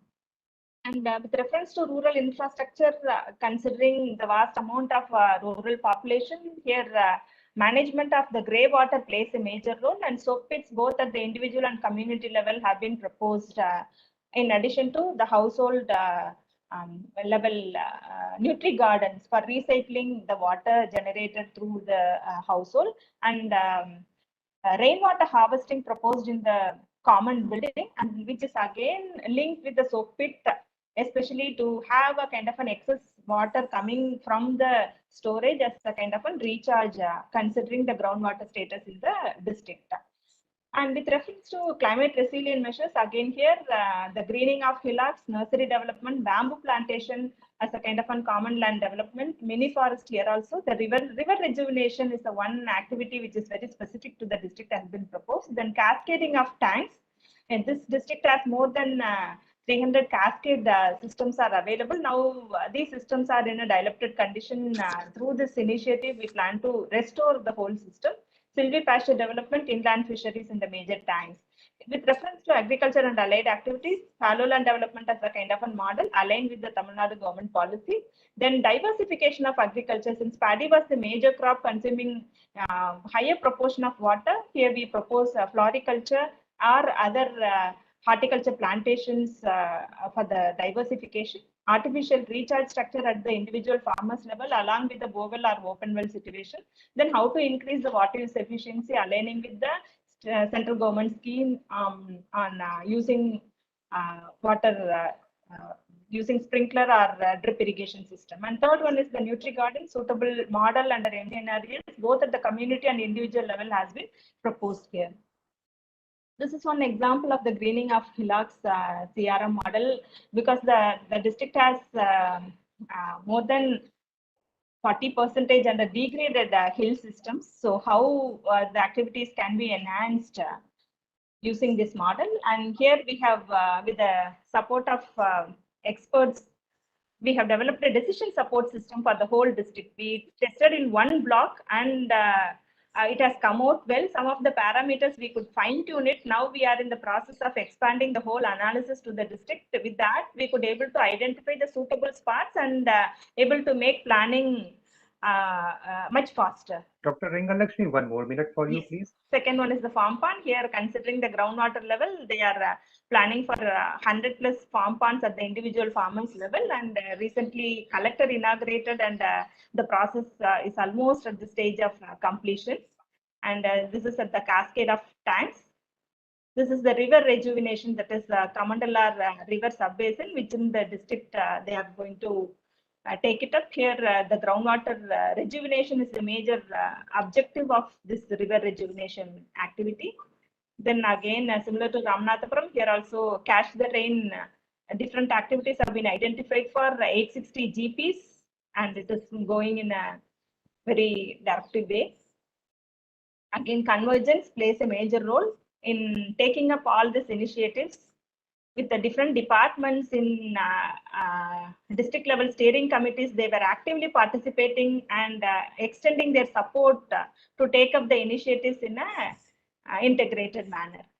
This is one example of such convergence with agriculture department and agriculture engineering department, how they diversified the cropping system and same time introduce the water conservation measures through drip irrigation and 30 more seconds, please. Yeah, thank you. Well, last slide. This is a portal we have developed, and this is basically to support the district level officials, especially computer assistants and the assistant engineers, to use these products in their planning, further planning and monitoring the activities when they implement it in the field. Yeah, with that I conclude. Thank you very much for the opportunity. Thank you, Dr. Rengalakshmi. Thank you to Tamil Nadu team. I think for the futuristic adaptive policy, specifically on strengthening the science and technology and the climate resilience structuring, I think the case studies of Tamil Nadu are pivotal. And I think so many good things are happening, we should take it up. With these words, I would like to invite our last panelist, Mr. Shilp Verma, to share his thoughts about the good work which is being done under VASCA in conjunction with the International Water Management Institute, and also his thoughts on the climate resilient water management. Over to you, Mr. Shilp Verma. Request you to be brief and crisp. Thank you, Vaibhav. I hope I can save some time and leave some more time for discussion, because I found all the presentations, especially the experiences of the districts, very, very educative. I don't have any field level experience to share, but I'm going to spend some time just looking at the big picture and discussing, first of all, why the International Water Management Institute is keen to work on this issue, not just this project, why it is so important for us, and also what the work that we've been doing with the VASCA team. I think it was discussed earlier today that NREGA has huge potential to build climate resilience, which is absolutely true. But when we started working on NREGA as a water research organization, we started looking at NREGA because it is the world's largest water security program. I have attended other workshops with experience, where experience was shared of other public works which were used for NRM in countries like South Africa and around the world. But if we compare just the amount of work that is undertaken in those programs, or the amount of budget that is allocated to them, and compare it with the probably 6, 7, 8 billion US dollars every year that NREGA spends just on water related assets and NRM related works, I think there is no comparison. Also, given the fact that NREGA every year covers more than 50 million households. So it's just amazing the scale at which this program is working. And I think the experiences from the districts show even more, highlight the potential of this. So that was the main reason. Now, we've looked at NREGA or the benefits that come out of NREGA from 2 points of view. One is the wage benefits, and I think those are substantial in themselves, covering more than 50 million households, providing them employment. There are several things in terms of wage benefits that we've studied. We've studied how NREGA has lowered the gap between male and female wages in the open agriculture labor market by offering equal wages to men and women. We've also tried to understand how the local labor markets have interacted with the NREGA market. But the more important one, which relates to the topic of this session, are the non-wage benefits. And I think while the wage benefits of NREGA are self-targeting, because if you are well off and if you are very rich, then you won't want to work for minimum wages. So there is a self-targeting aspect of the wage benefits, but the non-wage benefits are not intuitively self-targeting.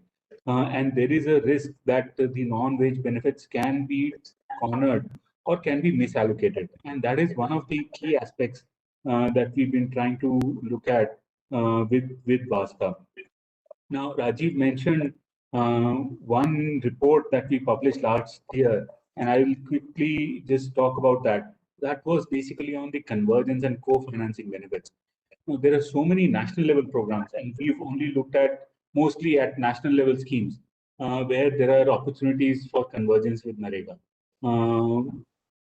You can almost pick any scheme, whether it is PMKSY, the irrigation development scheme, where when EME looked at it, we basically argued that now the PMKSY scheme's motto is to deliver Har Khet Ko Pani.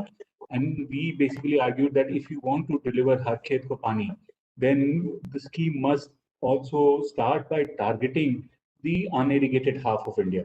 Roughly half of India's farmlands have some access to irrigation, some better, some less so. But half of the farm plots have no access to irrigation. And that should be the first place where PMKSY can target. And if it wants to do that, then again, there are huge opportunities for NREGA also to contribute, because these are also the areas where NREGA is making a big impact on local livelihoods. Similarly, Vaibhav mentioned in my introduction that I also do some work on energy policies. And the reason we work on energy policies is because we find that changes in energy policies have much bigger impact on water and agriculture sectors than even water and agriculture policies.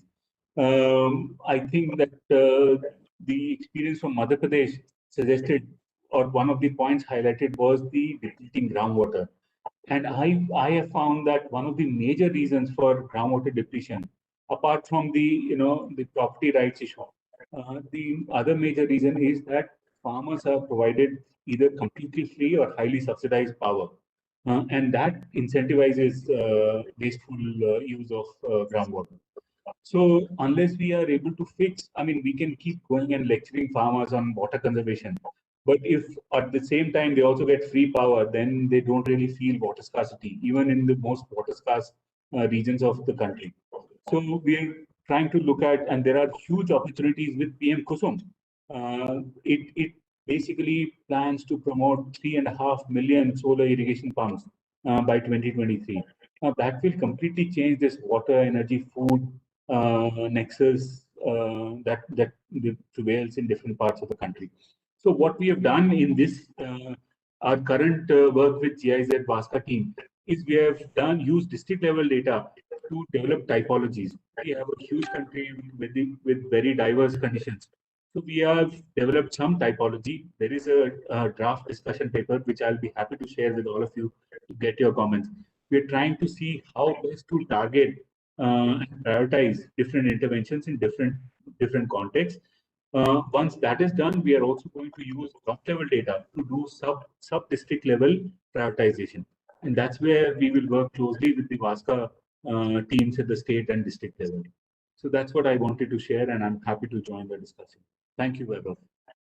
Thank you, Mr. Verma, for providing insights to the collaboration and also the perspective from an international research institute working on water management in India and elsewhere, and also the cross learnings which are happening between the co-benefits of water, food, and energy. I think the experience would be quite important in the getting on the journey of climate resilience in the rural area. And of course, the knowledge paper would be helpful if you could share that on chat. Maybe others could provide their input and feedback. So with these words, thanks a lot to you for your inputs to the session. And now I would like to thank to all. We have almost come to the end of our session, and I must admit that we are unable to take up your questions today to the audience. And if you would like any further discussion, please reach out to us on the email IDs you see on these slides.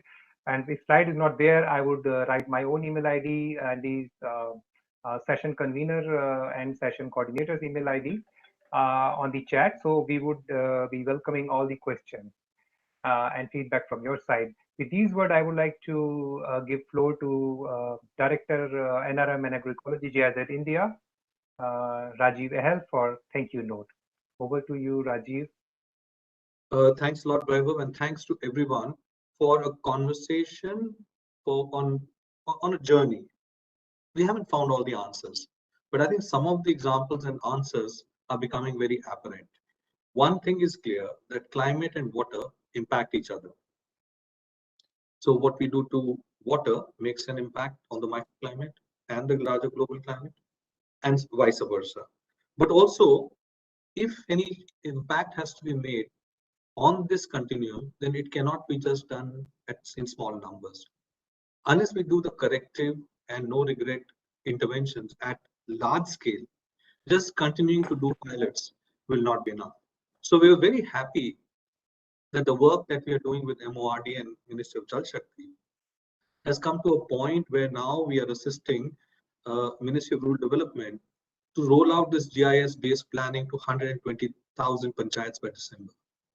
What it basically means is, for anybody working on these issues in India, a GIS-based basic foundational platform exists in the public domain for everybody. And you can layer whatever we want to. One very important thing is, whether we want to come from a livelihood aspect, whether we want to come from a climate resilience perspective in a local context, in the end, it's the same types of activities that we end up doing. It will be water conservation, it will be vegetation enhancement, it will be soil improvement, it will be next levels of sustainable agriculture and farming, climate smart agriculture. All of this is actually already there. I think what we need to get through this approach, what we're trying to do, is the right sequencing and the right scale. So I'm very, very happy and very, very thankful to all of you who are there. But I think especially inspiring was the words and the experiences from people who are on the coalface and who are fighting the good fight. So to thank you a lot to Sophia Faruqi ma'am, who's leading the charge in Madhya Pradesh. I would also like to thank Mr. KJ Praveen Kumar from Ramanathapuram and also Dr. Renga Lakshmi on behalf of the collectorate in Tiruvannamalai. What you shared is not just some paper or a study. Here is evidence of application of thought to practice and a continuum of learning from that. And I would really welcome everybody if you could keep following this and keep learning, help with further studies, take up studies in this area, help improve these models for their further scale up all over the country. I also want to thank Mr. Shiv Verma, who continues to be an inspiration in terms of free thinking and getting us to look at new spaces. And last but not the least, our most important partner, Professor Gupta and the NIDM team. Thank you. It's been a pleasurable learning journey, and I hope we can continue. And thanks to all the participants for having taken out time, and we are always available and open for any questions or any cooperation, any collaboration you would like to have. Thank you. Back to you, Vaibhav. Thank you. Thank you, Professor Gupta. Now back to you. Thank you, Dr. Rajiv and Mr. Vaibhav. And now this is the time to switch to the panel, high-level panel session 104. And we have all the dignitaries and the learned speakers of the session already present here on the panel. So not going for much ado, and would directly like to take the pleasure of inviting the chairperson, Professor Sudhir Jain, sir. Professor Sudhir Jain, who is currently the third-term director of IIT Gandhinagar, who is the professor of IIT Kanpur. He is a well-known expert on various aspects of disaster risk management. So I'm not going to read the bio of any of the speakers because all the speakers here are very, very well known. The distinguished speakers of the session are Professor Rajiv Shah. I welcome Professor Rajiv Shah here. Dr. Shirish Ravan. Dr. Shirish Ravan is head of UN Spider UNOSA. He is in charge for the Beijing office. Professor Delanthi Amaratunga. She is head of the Global Disaster Resilience Center at the University of Huddersfield in UK. We have Professor Santosh Kumar, my senior colleague at NIDM, who is also the former director of NIDM. Welcome, Professor Santosh, sir. We have Professor VK Sharma. We welcome Professor VK Sharma, is Vice Chairman of Sikkim State Disaster Management Authority. We welcome Dr. Sudhir Krishna, is former Secretary of Ministry of Urban Development. He has also been a key steering member for the Sustainable Habitat Mission and the National Action Plan on Climate Change. And we also welcome Professor Hitesh Vaidya, who is the Director of National Institute of Urban Affairs, who is also steering the program for a Smart City Climate Risk Assessment Initiative. So I take this opportunity to invite Professor Sudhir Jain sir to take this proceeding forward. Professor Sudhir Jain sir. Thank you, Dr. Gupta. Are you able to hear me? Yes, sir. Yes, sir. Very much, sir. All right. Ladies and gentlemen, delighted to be with all of you. We have very, very distinguished panelists, as Dr. Gupta said already. Very briefly, I would like to share a few thoughts about the theme of today's discussion, which is disaster resilient development. The overall theme of the conference seemed to be on climate change, which leads to various disasters, floods, landslides, things like that, which adversely affect the civil infrastructure, which not only cost money to rebuild those infrastructures, but also cost huge loss of life and economy, lots of collateral losses. Now, coming to disaster resilient development, the title, disaster resilient development, right? What do we mean by that? I have a little difficulty with titles like these, which we need to use, unfortunately. My question is, can development be called a development if it is not resilient? To me, development must, by definition, be resilient. Many years back, in a World Conference on Earthquake Engineering, I raised an objection to a term earthquake engineering. I said, do you have a rain engineering? Do you say that our buildings should be rainproof? When you make a building, you expect the building to protect the occupants against various hazards of various kinds, whether it is fire, whether it is rain, whether it is earthquake. And to me, when I say that this building is earthquake resistant, it means that I'm allowed to make buildings which are not earthquake resistant. To me, that should not even be allowed. That should not be even a consideration. So to my mind, development has to be resilient by definition. And there should be not much debate whether it should be disaster resilient. It has to be. Many times people do discuss the cost. There will be some arguments, some statements that will be made, and somebody would say that the cost of making it disaster resilient is only so much and it will save you so much money. Actually, I happen to be from civil structural engineering background, and my own personal experience of major projects is the amount of wastages because of poor engineering that happens is so huge that whatever extra costs you might think you are incurring by doing the right engineering, by doing the engineering that will take care of whatever it is supposed to be taken care of, whether it is rain or whether it is earthquake or whether it is landslide or anything, to me, that cost seems to be very, very nominal. That cost to be almost insignificant. So to me, personally, I don't believe that disaster resilient development means extra cost. If that is so, then why is it that we have so much construction, so much development, which is not resilient? Why we keep complaining after every episode?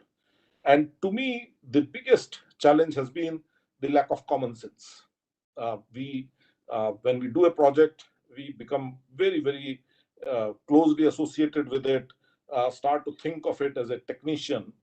We start to do calculations, start to become very, very close to it without having a big picture. And I'll give you a very simple, very quick example from my own campus. We have developed a 400-acre campus of IIT Gandhinagar, where I happen to be the director currently. And when we took over the site, we had a lake for thousands of years there on that site. And we said we will keep that lake as such. We will not disturb it. And lo and behold, the entire campus was built. That lake was beautiful. Lots of rare birds would come there. And it was a beautiful lake. And suddenly one day I find that somebody has done a lot of earthwork around that lake and create some sort of a pond around that lake. And I asked the question. I said, why is it being done? Oh, it will be nice to walk around it on it. We can now entertain ourselves. We can walk on that bund, on that embankment. And I said, oh, wonderful. And how will the water go now into the lake? Because you are now stopping all the rainwater to go into the lake. To me, this is a very interesting example that explains a lot of issues that come in our constructions, that come in our development, that comes in our projects, that we leave the common sense behind, that we leave the sense of why we are doing it. We leave that behind. For whom we are doing it, we leave that behind. We don't take the full picture, the entire picture of that project. It is like an elephant in the room, and I'm only peeling its tail and refusing to understand that this elephant is much, much more than its tail.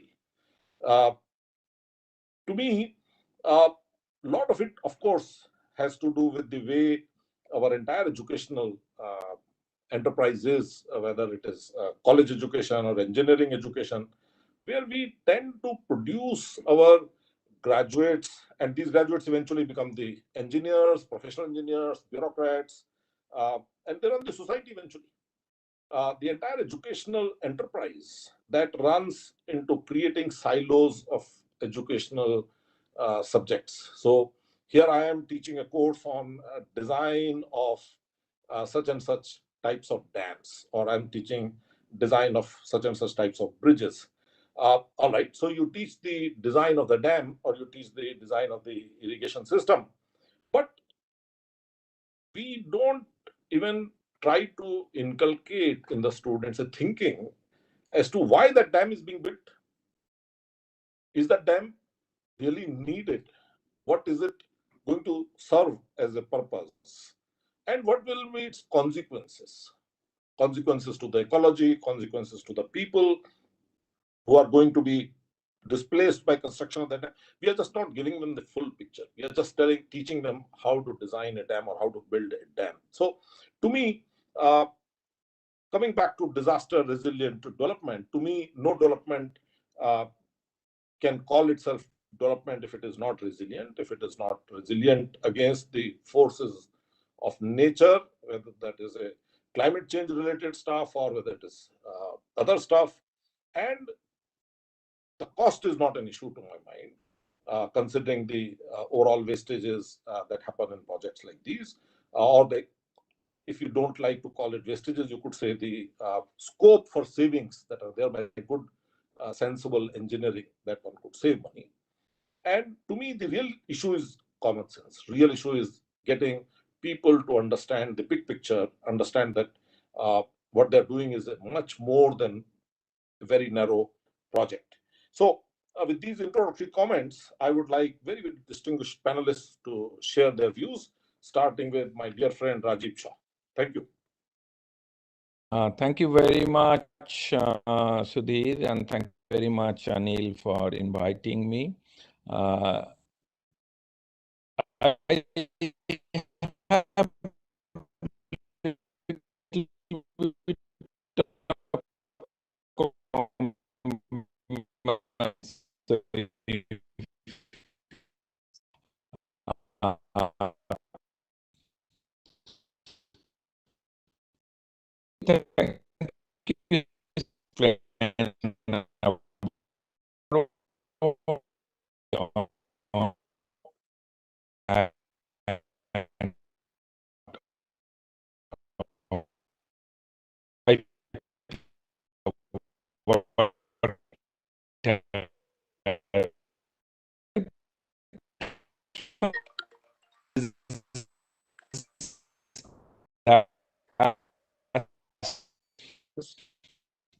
So Rajiv, your voice is not coming properly. Professor Rajiv, you can put off the camera so we get a better bandwidth.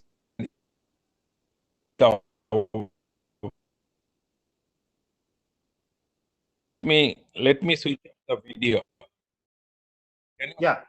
Can you hear me now? Better. Yes. Now. Sorry for that. Yes, yes, So, much better, much better. I No, think better, what I was better. telling that the hot extreme weather, I think that, okay.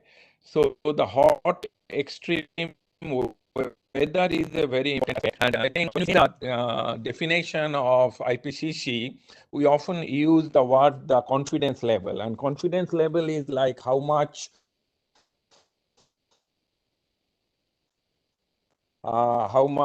research has been developing, and higher the research, higher the confidence level is. So strong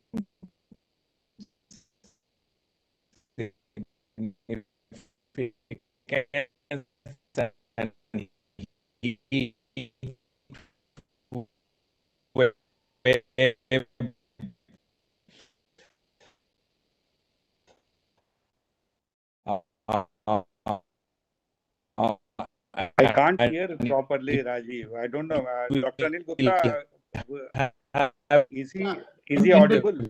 No, in between the voice is a problem. Yeah. Professor Rajiv, your voice is yeah, breaking. Urban heatland will be one of the critical aspects. That's number one. Number two is the precipitation increase. But again, the precipitation increase, whether it is the monsoon rain or whether it is the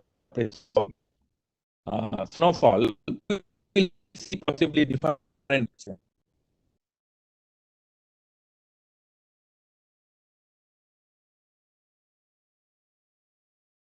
Professor Rajiv's voice is breaking.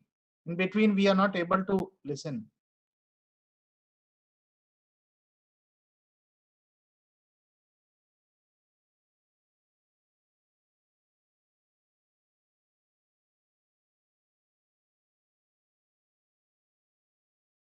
Professor Rajiv, we cannot hear you.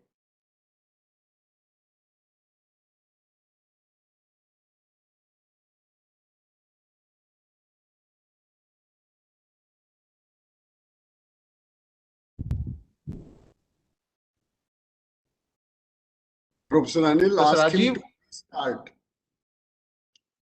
Maybe restart, Professor Rajiv, you log off and you log off and you can join again.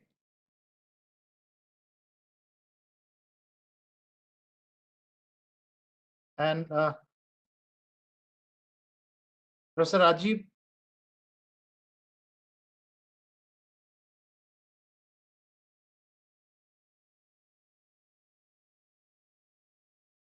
he's not getting proper bandwidth, maybe because of the network issue. Professor Rajiv, you can log off and then log in again. You can ask him the next presenter. You can, in the meanwhile, request, because by the time he will yes do the needful. Yeah, Professor Sudhir sir, chairperson, chair sir, would you like to invite the next speaker?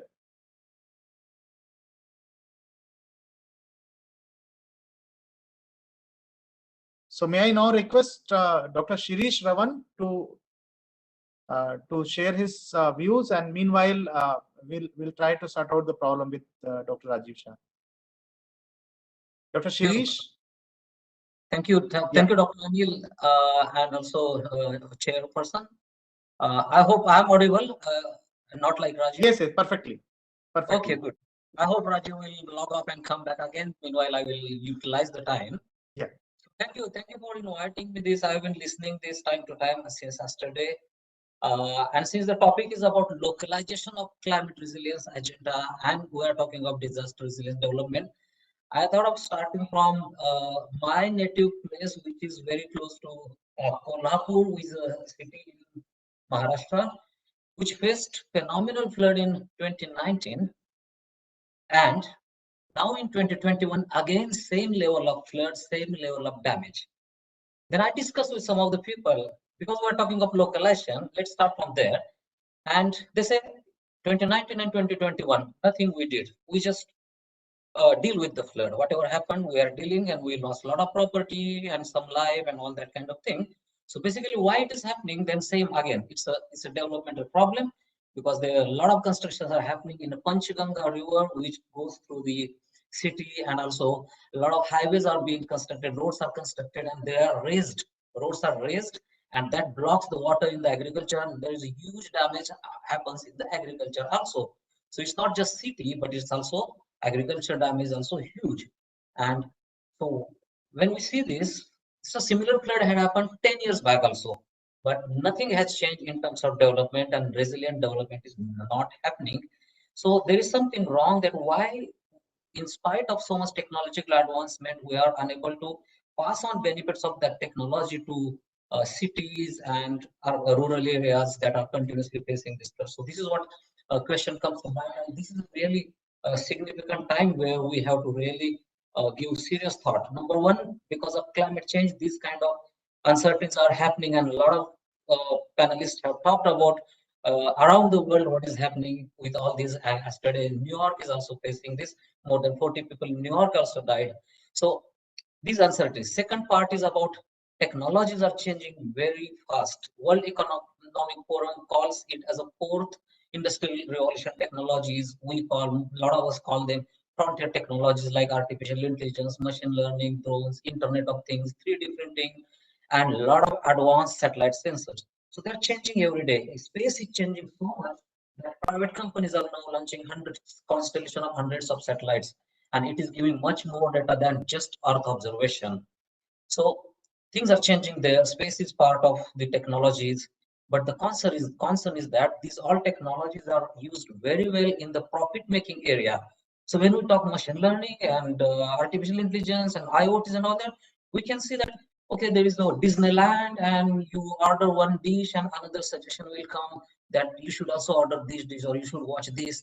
So a lot of artificial intelligence projects I have seen from my friends in IT companies, that they are catering needs of these kind of profit-making areas, but nothing going in the areas of societal benefits. That's where we are lacking. Only money-making businesses taking a lot of good advantage of these technologies, or the video games and those sort of things. But the real benefit should go to sustainable development, and that is not happening.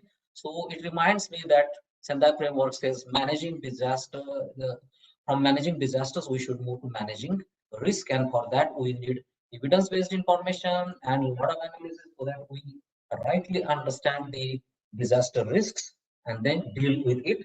And for that, evidence-based information is necessary. And that's where we talk of 50 years of Earth observation archives that are available, and now current advanced remote sensing centers that can give a lot of information to understand the multi-hazard risks and also build early warning systems.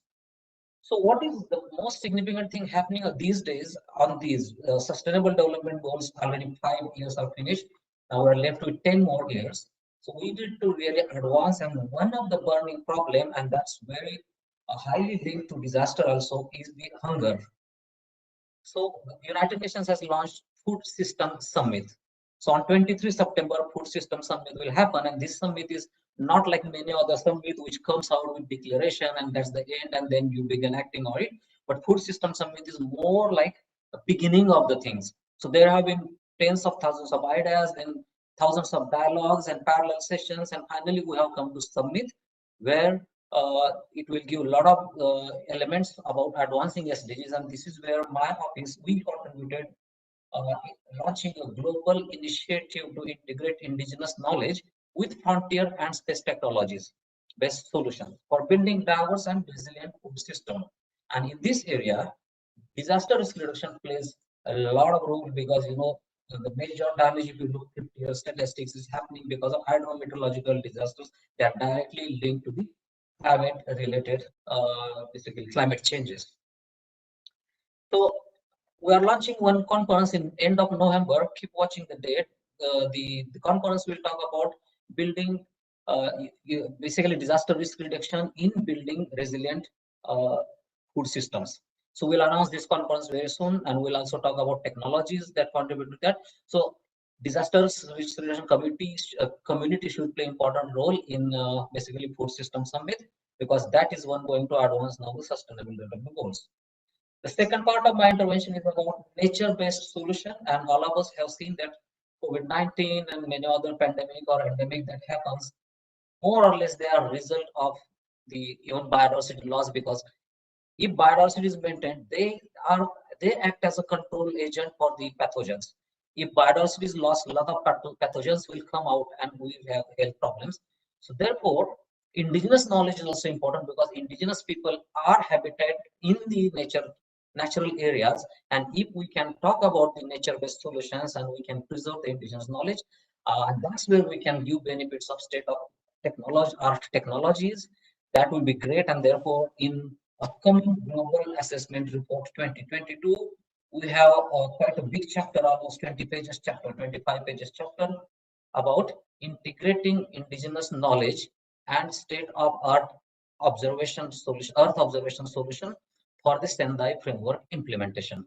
So we are trying to promote indigenous knowledge and also nature-based solution. And recently, we also published UNESCO World Heritage Site Review 90 that also talks about journey through time and space, remote sensing of natural world heritage sites. So we are emphasizing on basically nature-based solution, and that's where technology should be used, because nature can contribute a lot more than normal solutions. And then that brings me to third topic, that is Sustainable Development Goal 11, that advocates building resilience in cities and communities. A lot of population is migrating to now cities, and this is where also we should talk about the blue and green infrastructure, not a gray infrastructure. Gray infrastructure does do some help, but actually green infrastructure, blue infrastructure can help more. Therefore, in the upcoming World Conference on Disaster Management in Delhi, we have submitted a paper with IIT Delhi, UNEP, IUCN, and United Nations University. It talks about harnessing geospatial data to design blue-green infrastructure for building regional and local scale disaster resilience. And we are also publishing a working paper from my United Nations Office for Outer Space Affairs on geospatial tools and natural solutions for urban risk analysis, basically again focusing on blue-green infrastructure, because we firmly believe that such infrastructure has much more advantages, because in addition to disaster risk reduction, it gives you natural cycles, it helps in natural cycles, food, fibers, cultural services, biodiversity, and so many other services it can bring. And that is the need basically today to make your urban areas resilient. Or recently you saw in Canada, there were more than 200 deaths because of the heat. So urban hotspots need to be identified, and they need to be mitigated with nature-based solutions. So these are some of the important things I wanted to mention. So basically, I talked about why we need these interventions, because we are changing. And then second, we talked about the also the nature-based solutions and also indigenous community together. So in all cases, the technologies will help. Just to conclude my short intervention, I can come back later on if there is time for discussion. That there are technologies that are coming up, including earth observation, and you can name those.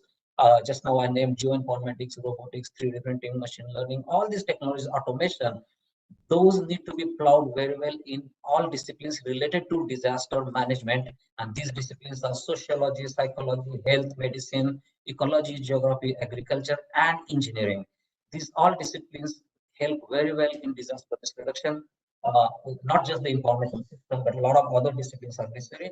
And we should take advantage of these technologies and these disciplines basically for disaster risk reduction, early warning, search, rescue, emergency medicine, developing learning tools, or even counseling during disasters, or building back better, or emergency communication, and also ensuring the resilient development. I think this is the need of time, and now we need to embrace this. If we embrace this now, we can see the vision of 2030 or 2100, which has been part of the main theme of this policy dialogue. I think it can be very well achieved. So more to chair again. Thank you. Thank you, Dr. Avan. I understand Rajiv is back. Rajiv? That, my apologies. Please continue, Rajiv. Sorry, yeah, thank you. So I think that I have already consumed some time, so I will be very brief to put maybe a couple of points. I was talking about the three main driver. One is hot extreme weather, precipitation increase and changes, and tropical cyclones. So these are possibly three major climate driver which will have a very significant influence on the future development pathways in the region, including India. And regarding the sector, Siris has very eloquently pointed out, I could hear part of his point, so I won't repeat on the importance of the blue-green infrastructure and the cities, which is again a very, very important aspect. I'd just like to focus on two aspects, one on the agriculture and another one on the water. Especially the country like India, agriculture and water are two possibly major sector which are extremely related to the future development and which are also very, very vulnerable for the climate risk. For agriculture sector, yes, there are variation in the high altitude agriculture. There will be possibly some positive impact, but agriculture drought is another very important aspect, and we possibly need to depend more on different types of cutting edge agriculture technology, whether it is high resistant, like high yield, like low water consuming seed, or different types of irrigation technologies and so on. So agriculture drought is one of the critical issue. Another very important part what we are seeing in the science is the monsoon-based agriculture will have a major impact because this monsoon rainfall is becoming uncertain. So possibly we need again a very strong cutting edge early warning system, especially how we can actually make the early warning much better and more efficient. And not only just the early warning as per the technology is concerned, but bringing that knowledge, information to the end user, to the farmer. I think that will be one of the critical challenge. On the water sector, again, the water in the urban area, we have been seeing this repeatedly in many of the cities, that how our Indian cities have been like fighting for water in the dry season.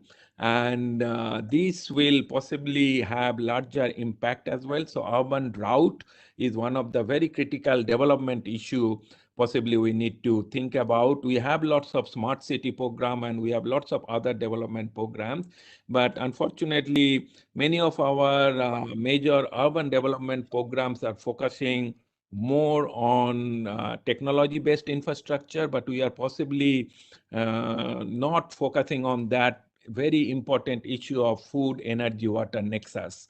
So how we can actually focus on the very critical, those resilience component of the urban issues, I think that's very, very important for the future development. And regarding what we can do collectively, I have three quick points. One is like, I have been seeing this particular word, it has been used in many places, that the COVID has vaccine, but climate change has no vaccine. Many people are using that one. I partly don't agree with this. Climate change indeed had vaccine. This all adaptation and mitigation measures are vaccine of climate change. But the important thing is why I am giving this relevance to the COVID is that what we have seen in the past 1.5 years is the urgency to response. And that urgency is not seen in the climate response.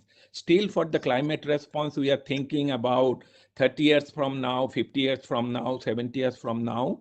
But unless we take the urgency, our climate emergency, and try to link this in our day-to-day as well as future development practice, I think that's a very, very important challenge. And I'm sure that we need to take some good lessons from COVID response and apply it for climate emergency. That's number one.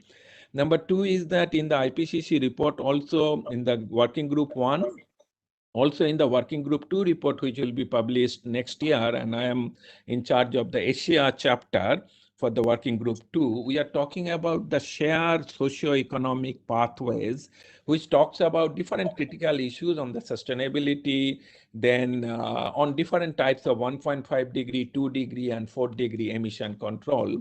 So how we make a climate resilient development pathway, and how we make the shared socio-economic pathway. I repeat the word, shared socio-economic pathway. So the inclusivity, I think, is a very, very important aspect.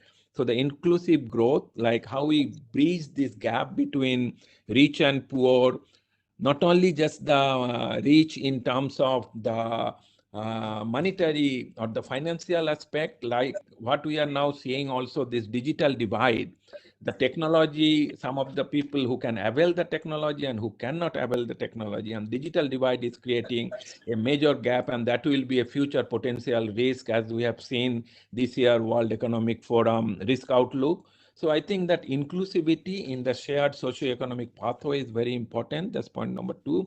And the last point is, I think, again, all our development pathways have been or is going through the keyword, which is the uncertainty. And to deal with this uncertainty, I think the adaptive governance importance is very, very, is actually getting higher. We have been using this particular word, adaptive governance, in many global forums, but there are challenges to use that adaptive governance in practice. And when I say adaptive governance, it is not ad hoc governance, it is science-based adaptive governance. So the business as usual or the governance as usual will not happen.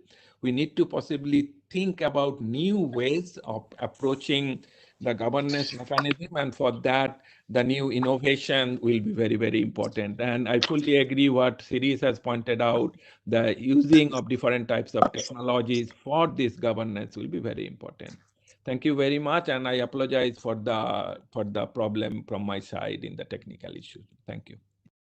Thank you, Rajiv. Very insightful comments. May I now invite Professor Delanthi Amartunga? Yeah, thank you very much. What I will do is I have got some slides, but I will not use them. I think due to internet and bandwidth issues, I think it won't be clear. First of all, can you all hear my voice? Yes, we can. All right. Okay. Thanks very much, Professor Gupta. So first of all, I think let me. Right. Okay. So I think the slides are working. So I'll go through the slides. Then I think it will be better. So I suppose thank you very much for Professor Gupta for inviting me for this intervention. And I want to actually next slide, please. So I want to actually sort of emphasize on. Two key issues, and I'm glad to see that it doesn't overlap with what Rajiv and the speaker, the panelists before emphasized. So the two key issues that I want to emphasize is actually the climate change and sustainable development and its dual relationship. And also I want to emphasize the second point is coherence as the process of joint and integrated policy making.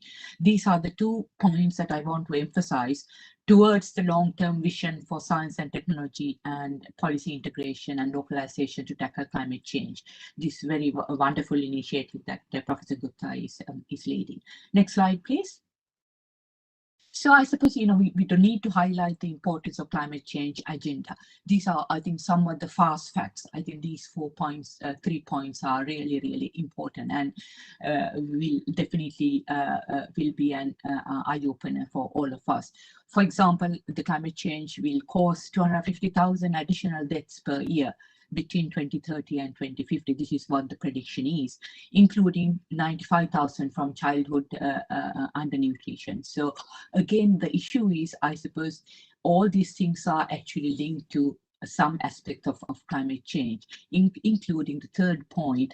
For every 1 centigrade increase in temperature, suicide rates rise by 0.7% in United States and 2.1% in Mexican municipalities, for example.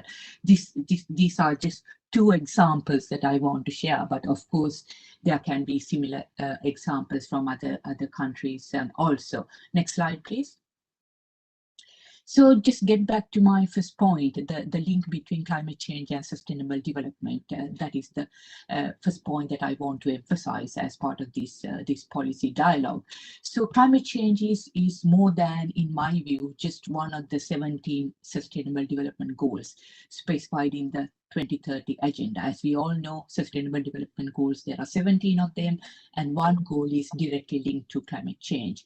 So it is actually a threat multiplier with the potential to worsen some of the humanity's greatest challenges, such as health, poverty, hunger, and so on. Next slide, please. With that, the most important point that I want to emphasize is this dual relationship between climate change and the sustainable development. So I try to actually summarize that in two simple terms. For example, climate change influences natural and human living conditions and social and economic development.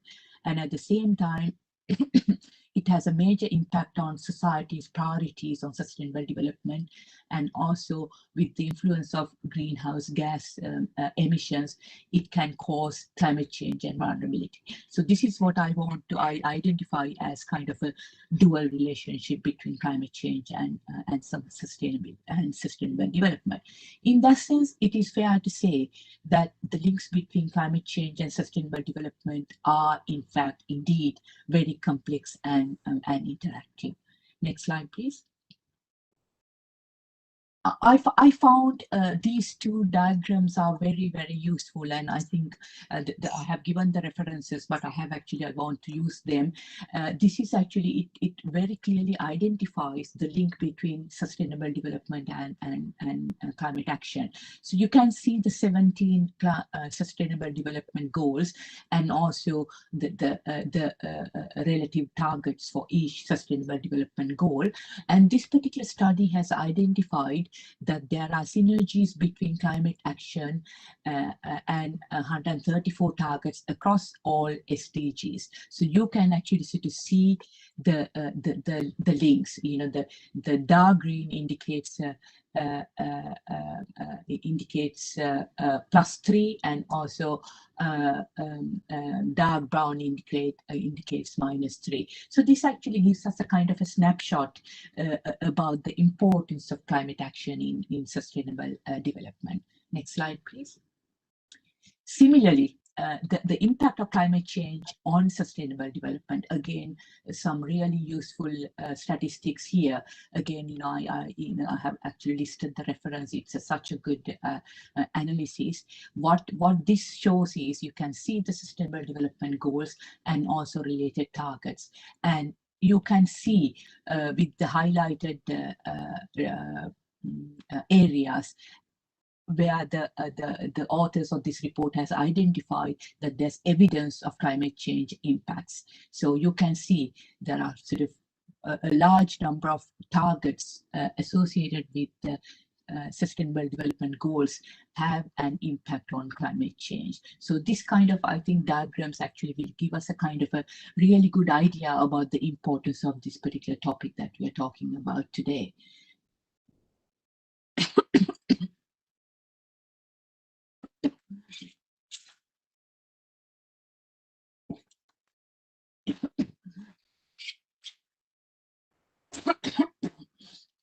Excuse me. So just to highlight and summarize how climate change related to sustainable development. I want to highlight it via 4 points. The first point is the impact of climate change and ill-designed responses to these impacts may derail current sustainable development policy and potentially offset already achieved gains. This has been highlighted by various speakers since this morning. So I just want to summarize that here. The second point is mitigation has the potential to keep these threats as a moderate rather than extreme level. Again, Rajiv actually discussed several points, and also the panelists before that on food chain discussed this point in quite a bit of detail. Third one is actually, the third point that I want to highlight is that many of these conditions that define vulnerability to climate impacts and the ability to mitigate and adapt to them are firmly rooted in development process. That is why I very firmly believe that the climate change and the sustainable development is very much linked to development and associated resilient to disasters. In fact, I consider climate change as a threat multiplier. Finally, the climate mitigation and adaptation, if planned and integrated well, that is very important, planned and integrated well, have the potential to create opportunities for foster sustainable development. So I don't think any of us will disagree with that. Next slide, please.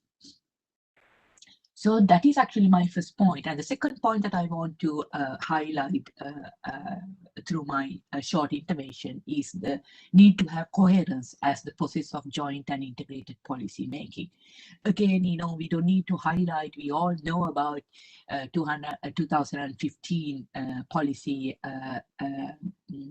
portfolio, Agenda for Sustainable Development, Paris Agreement, Sendai Framework for on disaster risk reduction, and so on and so forth. And so also it is emphasized via all these agreements the importance of having the coherence and the very strong links.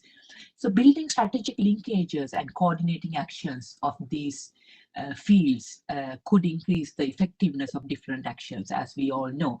And most importantly, countries simply do not have resources to deal with these agreements on individual basis. So there need to be coherence. So in that sense, while many governments recognize the value of coherence, they struggle to understand what closer horizontal and vertical integration and coherence policy processes. This is a major issue that we have to tackle leading up to 2030, 2050, and 2100 vision strategies. Next slide, please. So why do we need integration? So of course, if you don't have integration, there can be actually duplication of effort, there will be duplication of innovations, administrative inefficiencies, and also imbalance in funding, duplication in advocacy, and also sort of competition. There can be competition between climate change, sustainable development, and also DRR, and also there can be poor communication. Because of that, it is really important that we integrate and to see that there is coherence between these high-level policies. Next slide, please.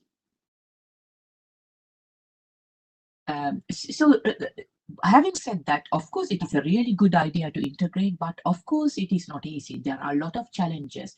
Some of the challenges that we identified through a recent research study, actually, the key point that I want to emphasize is divergent government structures, non-allocation of clear roles and responsibilities among institutions, and also poor communication. And basically, this is actually due to chaotic institutional setup as a starting point. Next slide.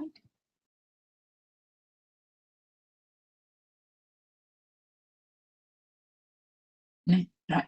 This is actually, again, by using our recent study as the basis, this is a direct example from the UK. For example, as institutional barriers, you can see in the UK at the time of the study, unavailability of law, which specifically directs to integrate climate change and DRR. It was an issue. When there's no law to direct these, the coherence, it is very difficult to implement that. And also less capacity and legal mandate for local governance bodies to deal with climate change, DRR, and also sustainable development. So these are actually real examples at the time of this particular study that we carried out about a year and a half ago. Next slide, please. So in that sense, I suppose, those are the two key points that I want to highlight. So in terms of agenda for developing a framework for climate and disaster resilient development through science and policy innovation. So the two, the key take-home points that I want to emphasize are listed in this slide. For example, as we all know, climate change is affecting every country on every continent. It is disrupting national economies and affecting lives to various degrees. Weather patterns are changing, sea levels are rising and weather events are becoming more extreme. And Professor Rajiv Shaw highlighted this in quite a bit of detail during his interventions. So linking with my two key points that I want to emphasize. The first one is climate change and sustainable development and its dual relationship. So the take-home point is impacts of climate change can undermine achievement of at least up to 16 sustainable development goals, while action to address climate change can reinforce all 17 sustainable development goals, but also undermine efforts to achieve 12. So these statistics are really important and very useful to emphasize the cause that we all are promoting today. And in that sense, understanding of these relationships should be reinforced through interdisciplinary work between academic disciplines and evidence synthesis initiatives. So that is actually linked to the second point that I want to emphasize, which is linked to coherence as the process of joint and integrated policy making. While many governments recognize the value of coherence, they struggle to understand what closer horizontal and vertical integration and coherence policy processes look like, particularly in practical sense, and how they can be achieved. In that sense, I suggest and I argue that more sound scientific research and evidence-based information is needed to increase this understanding. Thank you very much. These are my two interventions towards this much larger policy dialogue. Thank you very much. Thank you, Professor Amaratunga. May I now invite Professor Santosh Kumar? Santosh?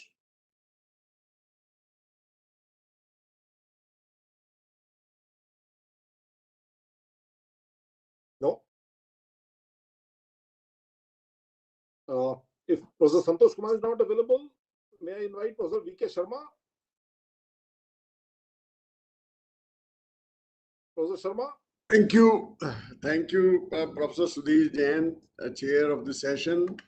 And in fact, after listening to Professor Sudhir Jain, Rajiv Shah, Dilanti, and Shirish, it's very difficult to speak anything, but I'm hearing, this, 2 days program, and I think for me it was very, very useful. And this session is basically for strategy. And I will say that there are 3 points, which I can put forward. And one I already mentioned, that the existing policies, programs, which we are having at national level or state level, there should be, we should include climate change.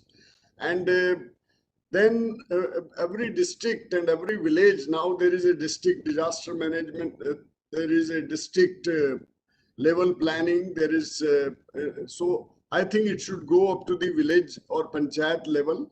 And then the district planning, which is already there in each and every district. I think the priorities, in the priorities, there should be a place for climate change. And similarly, the village development plan. And this is according to our Honorable Prime Minister's first point, the 10 points which he has given in 2016, that natural disasters, and development, they should be linked together. They should not be taken separately. So I think the development process, that should take care of climate change and disaster risk reduction. So this is one point, which is there. This second is that I fully agree with Professor Rajiv Shah that climate change, there are 2-3 things, which are important for India. And he rightly said that in coming days, water, the drought, flooding. And I think when he's saying drought, he is also mentioning about the flow of the glacial lakes, and because the whole Himalayan region, which is having more than 3,000 glaciers, and now all the glacial lakes, they are increasing in size. So, and the cyclones, which rightly mentioned by him. So I think I am representing Sikkim, so I will give example of Sikkim. And he said agriculture also. So 3 points Rajiv mentioned, the agriculture, water and cyclones. So water, I elaborated, that different aspects of water.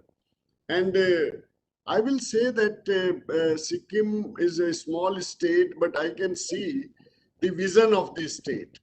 And if you see the agriculture, we have gone to organic agriculture, and still there are many issues, which should be resolved, and marketing, etc. And but still, people are feeling happy.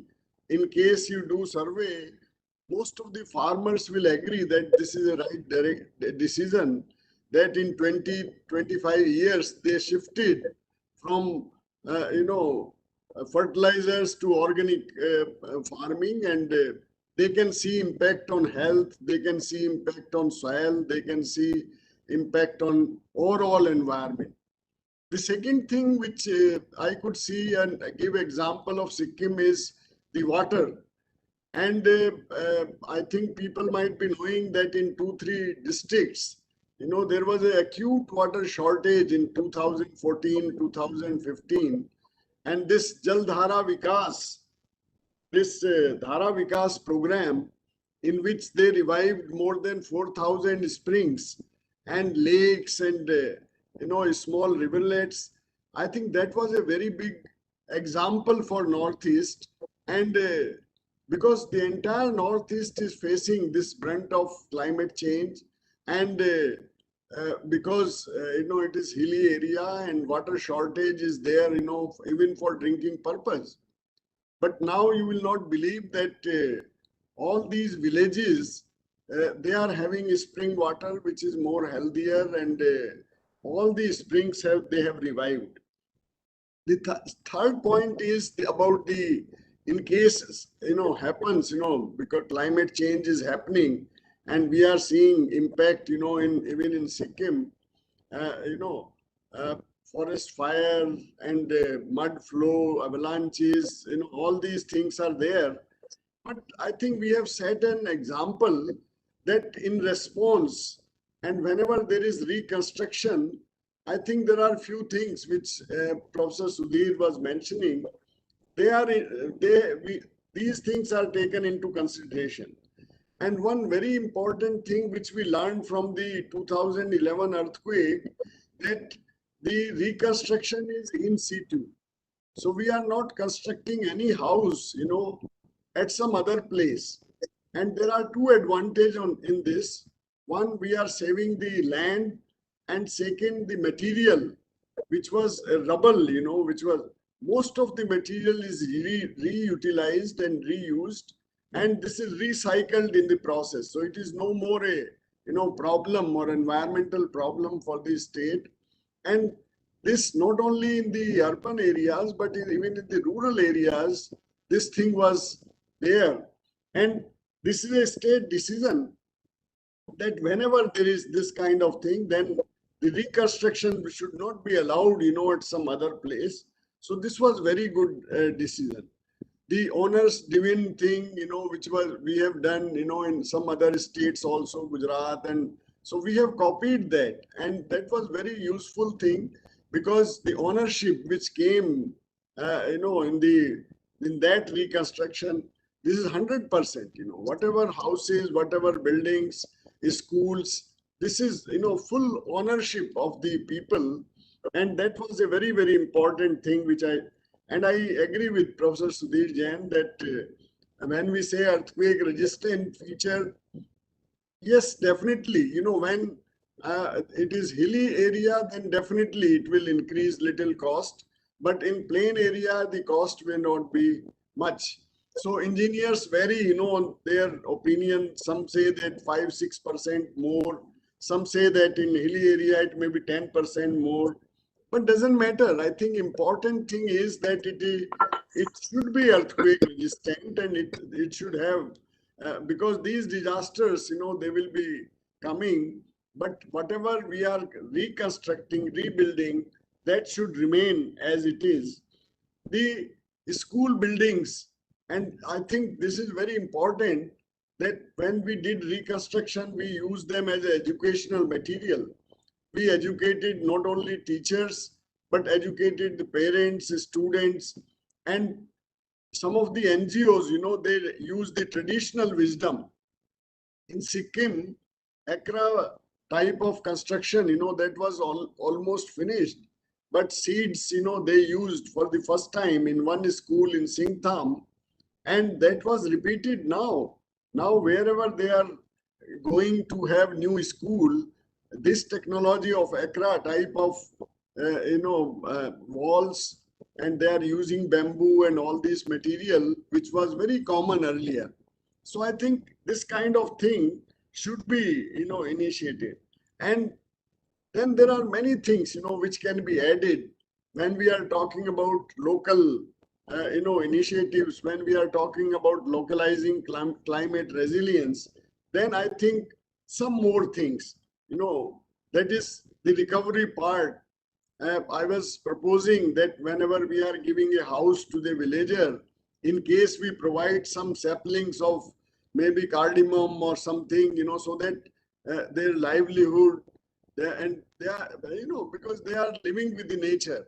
So if you give something, which is which they know where they are living, and so I think that kind of approach, the plantation, then we can have the water harvesting approach. So because when something happen, when disaster happen, this is a good time to educate people, and they listen to you. And we are using it, we whenever we handed over, a house to somebody, we utilize it as a, opportunity for creating awareness, to the whole village. And this was done on each 18, each month, on 18th.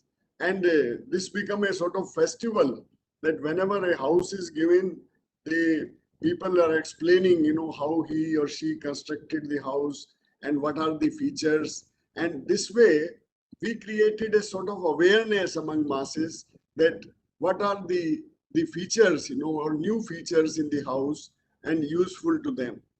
So I think when we are talking about a strategy, local strategy, and local strategy should be that the existing plan, today we are having n number of plans, we are having smart cities, we are having aspirational districts, we are having, so in each and every government plan, there should be a place for climate resilience. And second is that these three focus areas, agriculture, water, and so they should be taken very seriously and part of the planning. And in case something happen, then the same Sindai framework, fourth priority, build back better. And this policy, should be adopted, at local level, at district level, and at national level. So I think, these are some of the points which I would like to say. And thanks, Sudhirji. Thank you very much for giving me the chance. Thank you, sir. Thank you very much. Professor Santosh Kumar, are you back?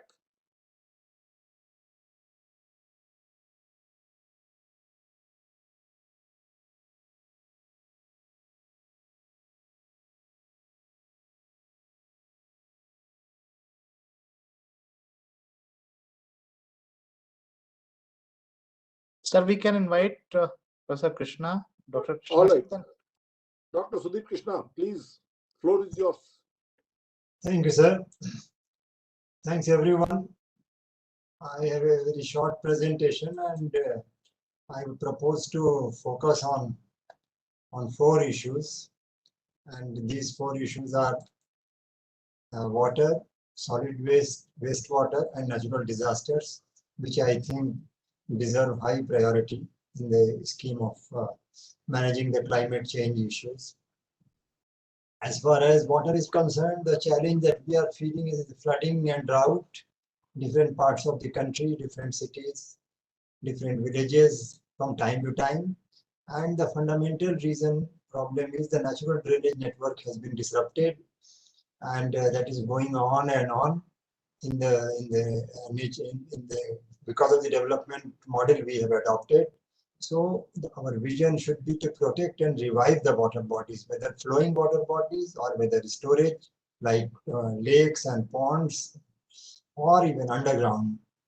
And the agenda that I suggest, of course, we are supposed to talk about 2050 and 2100, but I think that long, unless we start right away, and certain things are doable in the coming 1 or 2 years, is first of all map out all the natural drainage network with the available satellite imagery through the ISRO and their associated organizations like National Remote Sensing Center or Indian Institute of Remote Sensing or Northeast Space Application Center. All these we have got almost a very low price drainage network map available. What is required is to incorporate those drainage maps into the master plans and land records. And so that there is no, those maps should not remain map for scientists only.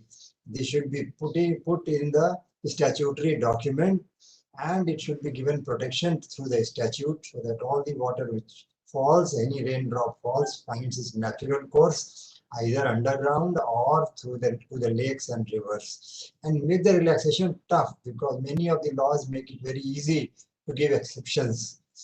As far as solid waste is concerned, which is again another big challenge for climate, these mountains of solid waste around major cities now. And of course, there are figures which are different figures are coming, but one of the higher figures for 900 million tons India is generating annually solid waste, of which 1/3 is the municipal solid waste and rest is industrial, construction and demolition, and agriculture waste, etc. And hardly 10% is getting recycled. And the reason is that there is no clear authority as to who shall recycle. And local bodies are rather weak. They need to be strengthened. There were efforts to involve private sector in public-private partnership mode, but that did not succeed in most places. The schema of PPP has shown a lot of fissures and fractures. And we have to, but we cannot ignore at all. We have to keep in focus the motto and the vision of recycle and reuse. We will generate waste. There is no way we can reduce the waste. In fact, very difficult. We should try to reduce. But as things are, then the net zero waste also is very important. And so I will come to net zero waste shortly. So we have to rework the PPP structure. The contract documents, the concession agreements will have to be revisited with the past experience and in dialogue with the industry associations. It has to be revisited. And the solid waste management net zero waste plan has to be prepared at all levels within the next further 2 years. Every village, every city must have a plan as to how it will make itself, net zero waste. That is, and local bodies, the panchayats and municipalities, as I said, they are weak, so they have to be strengthened with the 3 Fs: the funds, the necessary functionaries, and the functions have to be assigned to them by proper statutory arrangements. So they become strong enough with funds, functions, and functionaries to discharge these functions. Very critical is to launch R&D projects district-wise. National R&D projects are going on. Ministry of Science and Technologies has taken up many projects, but localized. People should own the research project. Each district, each large city, the local people should gather with the local scientists, local researchers. Every district has got research institutions, universities, almost every, and they should collaborate and generate the projects, which will be, to how to make net zero. The last residuary waste is itself 10 to 20%. How to handle that, whether we can make bricks, whatever we do, it is possible, but research is required. Now I come to wastewater. We generate 40,000 million liters per day. Cities alone, we have no estimate of what the villages are generating. Villages are generating wastewater, but there is no estimate of that, and hardly 25%, if at all, is being recycled. And at the same time, we are having water scarcity at various places. Again, the reason is that local bodies don't have the capacity, because the way we have designed large plants, they cannot manage until they get money, and government cannot give money to each local body adequately. And public-private partnership also here, same problem again. So we have to make a policy that for horticulture, construction, and industry, only recycled water will be used. And that will, a mandate should be there. And that will itself reduce the pressure on fresh water requirement. And again, net zero waste also, because even sewage treatment plant generates waste. We don't take cognizance of it, and it is being dumped here. It is toxic waste, because in sewage, industrial waste is also mixed up and is very toxic most of the time. So we have to make a special study on that. Again, R&D is required for that also. But very critical point I would suggest is we should now focus on small sewage treatment plants. We have, generally 100, 200, 300 million liter per day plants costing as many crores of rupees also. Now, small plants costing 1 or 2 crores of rupees don't require much space. You can set up in the parks. It has been tried out here and there. In residential layouts, it can be set up, use the water locally, recycled water in the same park and in the same layout for gardening purposes, avenue plantation, watering purposes, and so on. And then again here I say that PPP structure has to be reviewed by 2023, 2-year target, and sewage again net zero waste from all sewage also by 2025. Again, same thing what was for solid waste management. But village should not be neglected. There is a serious problem of wastewater management in villages which is not being attended to, because we only talk of cities. So one more slide is there. Last slide is natural disaster management. That often, we have got problems now, and the challenge is because urbanization is unregulated in good part of the cities, which are called unregulated slums and congested localities, because local bodies are fractured. Some municipalities handling, somewhere development authority, and all kinds of authorities are operating in a city, and nobody knows how to regulate the slums. There is slum board also, and there is no local disaster management plan. Now there is district disaster management plan, all right, but local plan for the village, for the city, where we have got so much faith on national disaster force and state disaster management force. But what about the local level? So the local level arrangements are required. So the disaster proof, every city should have a disaster proofing plan, disaster management plan. Every village should have, and they have to be encouraged, they have to be guided how to manage the disaster and how to recover in case of a disaster. And the disaster management plan for every village. The local body again require 3 Fs: funds, function, and functionaries. Do that. It won't cost too much actually. And one critical point I would say, there used to be a system, still it is there, but has become nominal: home guards. Rather than getting state and national force to a disaster affected area, the local home guard should be prepared. Part-time residents become part-time home guards. They take care. It was a very good scheme, but somehow in disuse. I think now this needs to be revived. And lastly, the drainage maps and plan, they must go in the local body bylaws. When the local body approves any building plan, any layout or anything, the drainage map, etc. must be duly incorporated. And this is what I have to say. There I conclude. So thank you very much for your patient listening. Thank you, Dr. Sudhir Krishnan. Very, very realistic suggestions, very basic suggestions. Very nice. Dr. Gupta, do we have Santosh Kumarji back, or we? Yes, I'm there. I'm there actually. Thank you very much. Can you hear me? Yes, please, Santosh Kumarji. Thank you very much. And indeed, first of all, my greetings to all the panelists.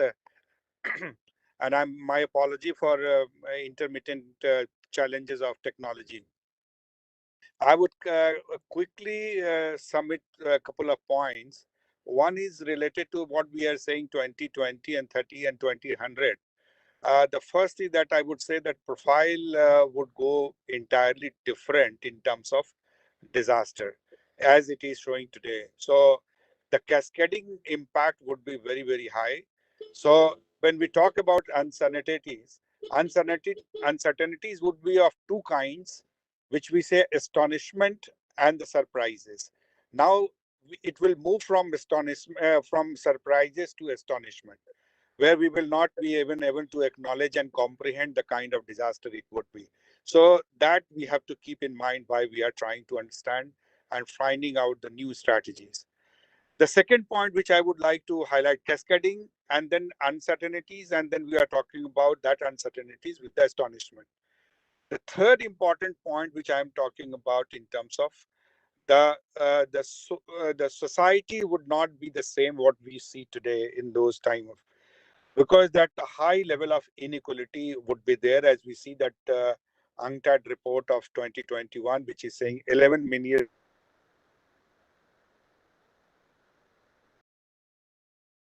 in term. So this poverty would further aggravate the vulnerability.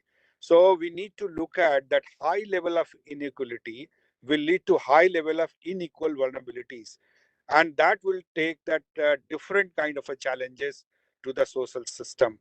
And where we are seeing we have a stratification, we say we'll have that one set of people in the country, in the region, and the world would be they are struggling. They would be struggling for basic survival.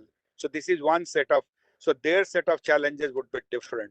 The second would be like they would be striving for SDG and human development indicators and all. So there would be the different set of. The third, which I see as a kind of a from here to now, the third would be on struggling for entitlement issues. So three segments of society will find, and they will have a different impact. And their affordability, their mobility, their accessibility, all would be varying, and accordingly the vulnerability would be determined. So these things we need to keep focused.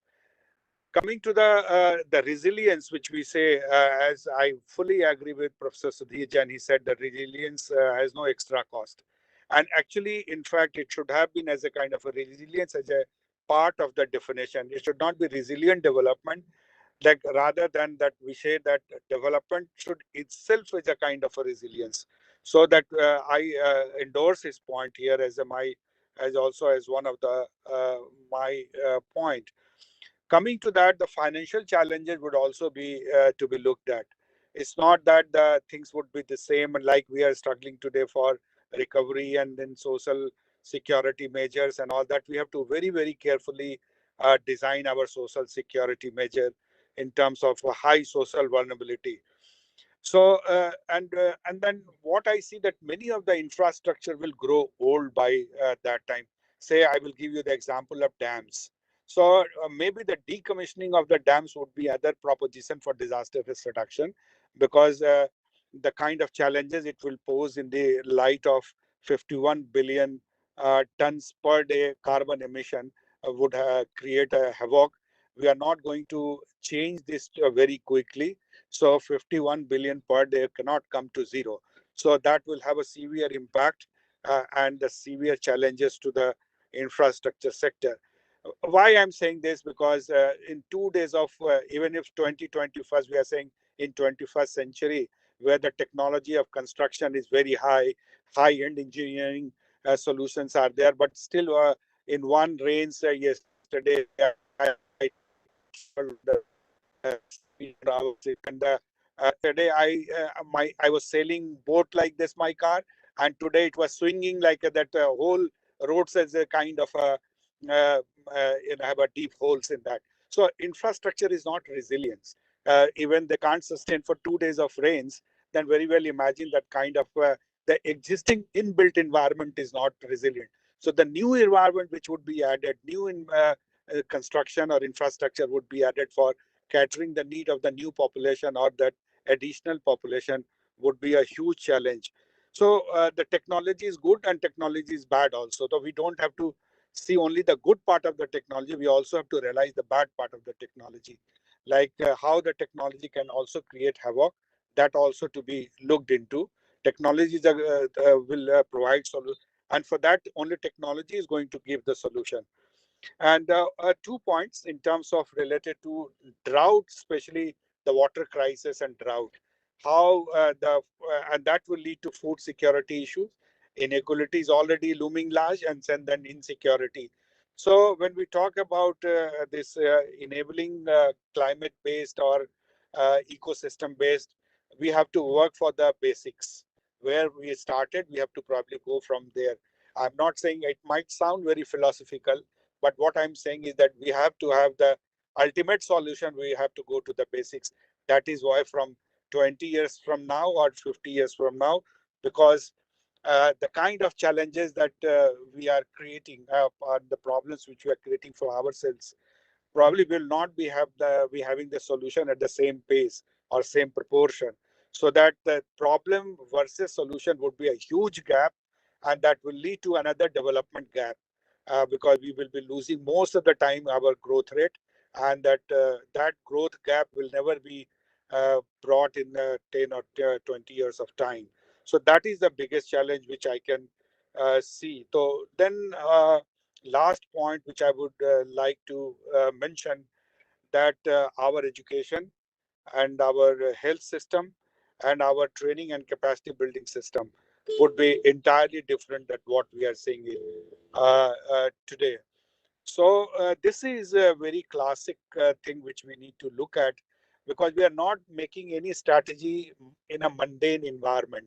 We are making for the people, and how that entire process strategy is going to be the for the people, by the people, and to the people. Because still we are having a very kind of a centralized system of disaster risk management or the development. It has not gone down to the people. Still that people-centric approach have to be brought. That's what I wanted to say. Thank you very much. And I'm grateful indeed for giving me this opportunity today. Over to you, Professor Sudhir. Thank you, Santosh. Guptaji, do we have any other speaker? No, sir. No, sir. I would request the chair to kindly summarize and give the concluding remarks, sir. All right. So we don't have time for the question answers, I assume. Sir. Ladies and gentlemen, we had very good presentations, very good discussion, full range of ideas at the ground level in terms of managing our solid waste, water. No point in talking big things if I can't manage my solid waste in my small locality, in my small campus, in my small town, in my big town. There's no way we can fight climate change by doing seminars and by not managing our solid waste. So starting from there, and the big picture, the policy issues and things like that. So I think very delightful, very insightful presentations. Thank you very much to all the speakers, and over to you, Dr. Anil Gupta. Thank you, sir. I take this opportunity on behalf of the National Institute of Disaster Management, German Technical Cooperation, and other partners to express sincere thanks to the chairperson, Professor Sudhir Jain, for very meticulously and nicely conducting this very important high-level session. I am also thankful to all the panelists who could make it possible to join and share their views and insights for taking this agenda forward.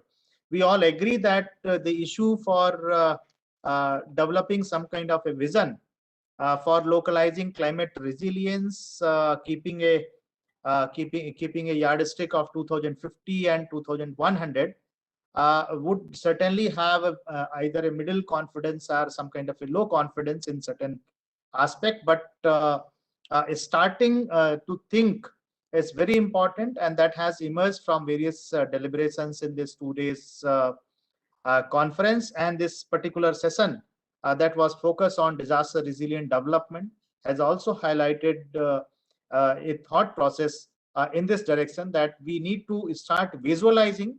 We need to identify the smaller things, and this is also a lesson that we should not avoid, or we should not consider with low importance the lower order risks. So maybe the catastrophic risks are important, but at the same time lower order risks are also important. So thanks to all the speakers and panelists, Professor Rajiv Shah from Kyoto University, Japan, Dr. Shirish Ravan, head of UN Spider, head of the Beijing office, UNOSA, based in Vienna, Professor Delanti Amaratunga, head of Global Disaster Resilience Center at the University of Huddersfield, UK, Professor Vinod Sharma, Vice Chairman of Sikkim State Disaster Management Authority, and Dr. Sudhir Krishna, former Secretary of Ministry of Urban Development, Government of India, and Professor Santosh Kumar, head of Inclusive DRR and Governance Division at NIDM. Professor Hitesh Vaidya could not join because he was in a meeting in the ministry and could not make it possible to share his views, but we will obtain his views through, subsequently after this program, and will integrate into the follow-up process also. So thank you very much, all the panelists, and the special thanks to the chairperson, Professor Sudhir Jain sir, for kindly agreeing and taking out time to convene this important session. Sir, we are developing a template and will be coming to all the speakers and chairperson for a brief write-up based on this, so that we can come out with a science policy compendium that will be taken up by the Department of Science and Technology. As we are also trying to move ahead with a science and innovation policy for disaster resilience and climate change adaptation. So that would be one step in that direction. So thank you very much. And thanks to all the participants. I would request to stay a few minutes as we are to move to our the concluding session, that we may call it a valedictory session or the future strategy session. There we are going to identify the lead issues to take this agenda forward. So thank you very much, and kindly stay here, and we will switch to the future strategy session. Thank you. Thank you. Thank you, sir.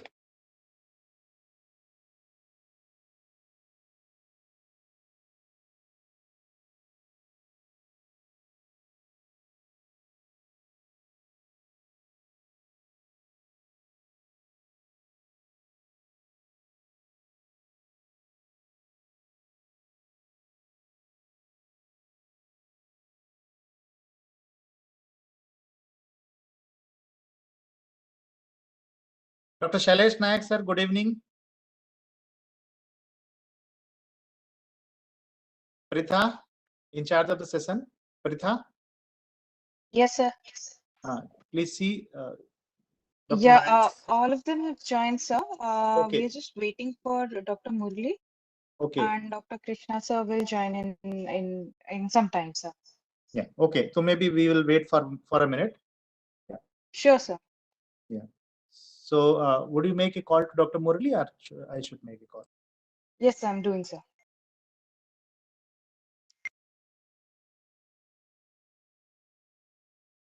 Dr. Murli has a link problem. Kindly coordinate with her, with him. You send him or ask him to join as attendee, and then move him to a panelist.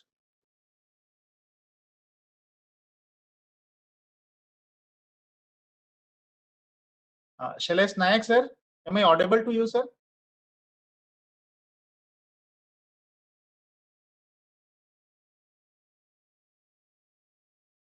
You are audible, Anil.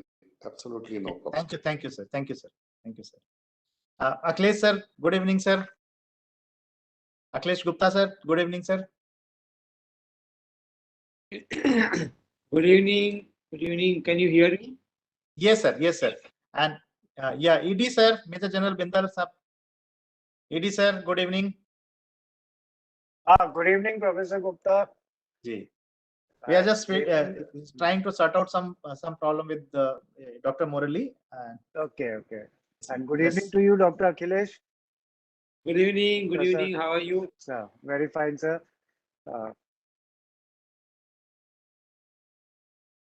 Yes, good evening. Nice to see you. Good evening, sir. How are you? How are you, sir? Fine. So we haven't met in person for long. Yeah, I think now I think would be possible. Now situation is improving, so yeah. Actually, I am coming to Bangalore for some other purpose. If I find time, I will drop. So Yeah, most welcome. So when are you coming to office regularly, or are you? Yes, regularly. ठीक है, फिर मिलते हैं आपसे. Yeah, except the lockdown period, our NIAS has been functioning. अच्छा. Yeah, no issue. Then I will meet you. I will be there on 13th and 14th morning. Till 14th forenoon, I am there. Okay, so you just let me know when you are free, we will meet. Sure, sir, sure. हाँ, ये doctor मुरली joining as attendee, उनको आप move कर दीजिए वहां से panelist में.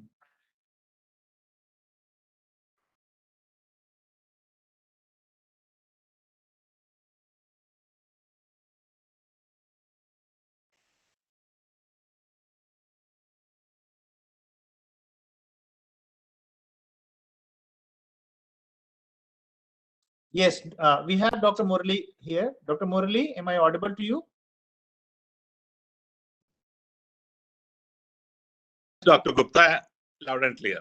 Yes, yes. Thank you. Thank you. So, welcome all the panelists of this very important session.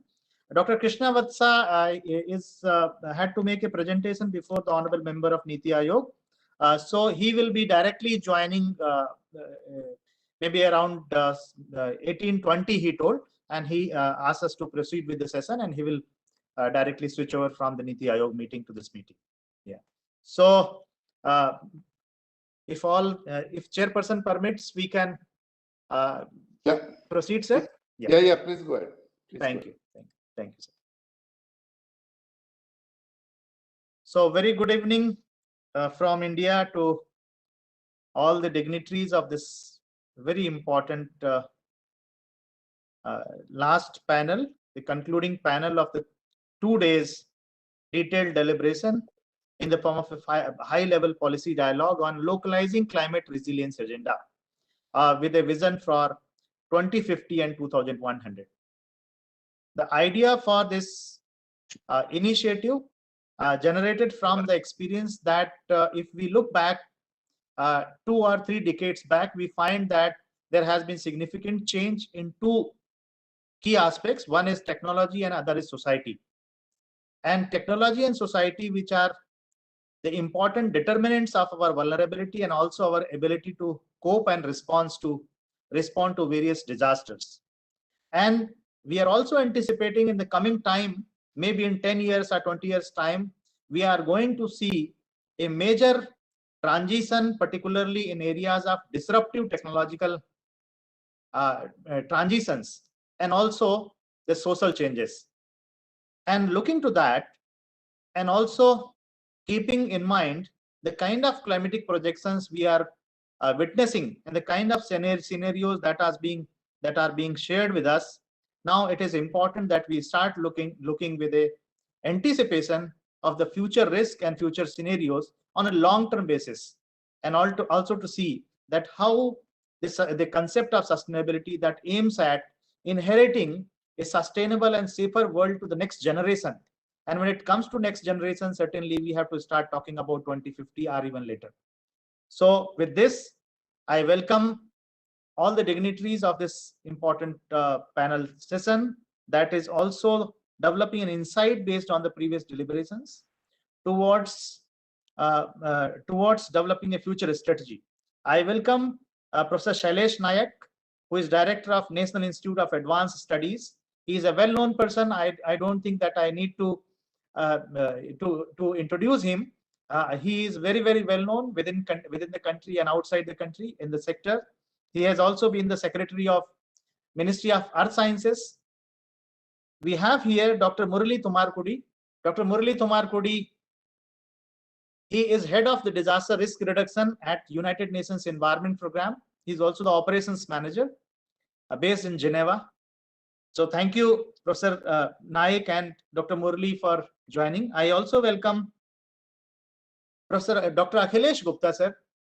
Dr. Akhilesh Gupta, who is one of the leading scientists and one of the most senior scientists at Department of Science and Technology. He's Scientist H, Senior Advisor and Head of the Policy Initiatives at Department of Science and Technology. To his credit is the recent Science, Technology and Innovation Policy that has been released by Government of India in the recent past. He has always been guiding the climate change and disaster risk reduction related initiatives of NIDM.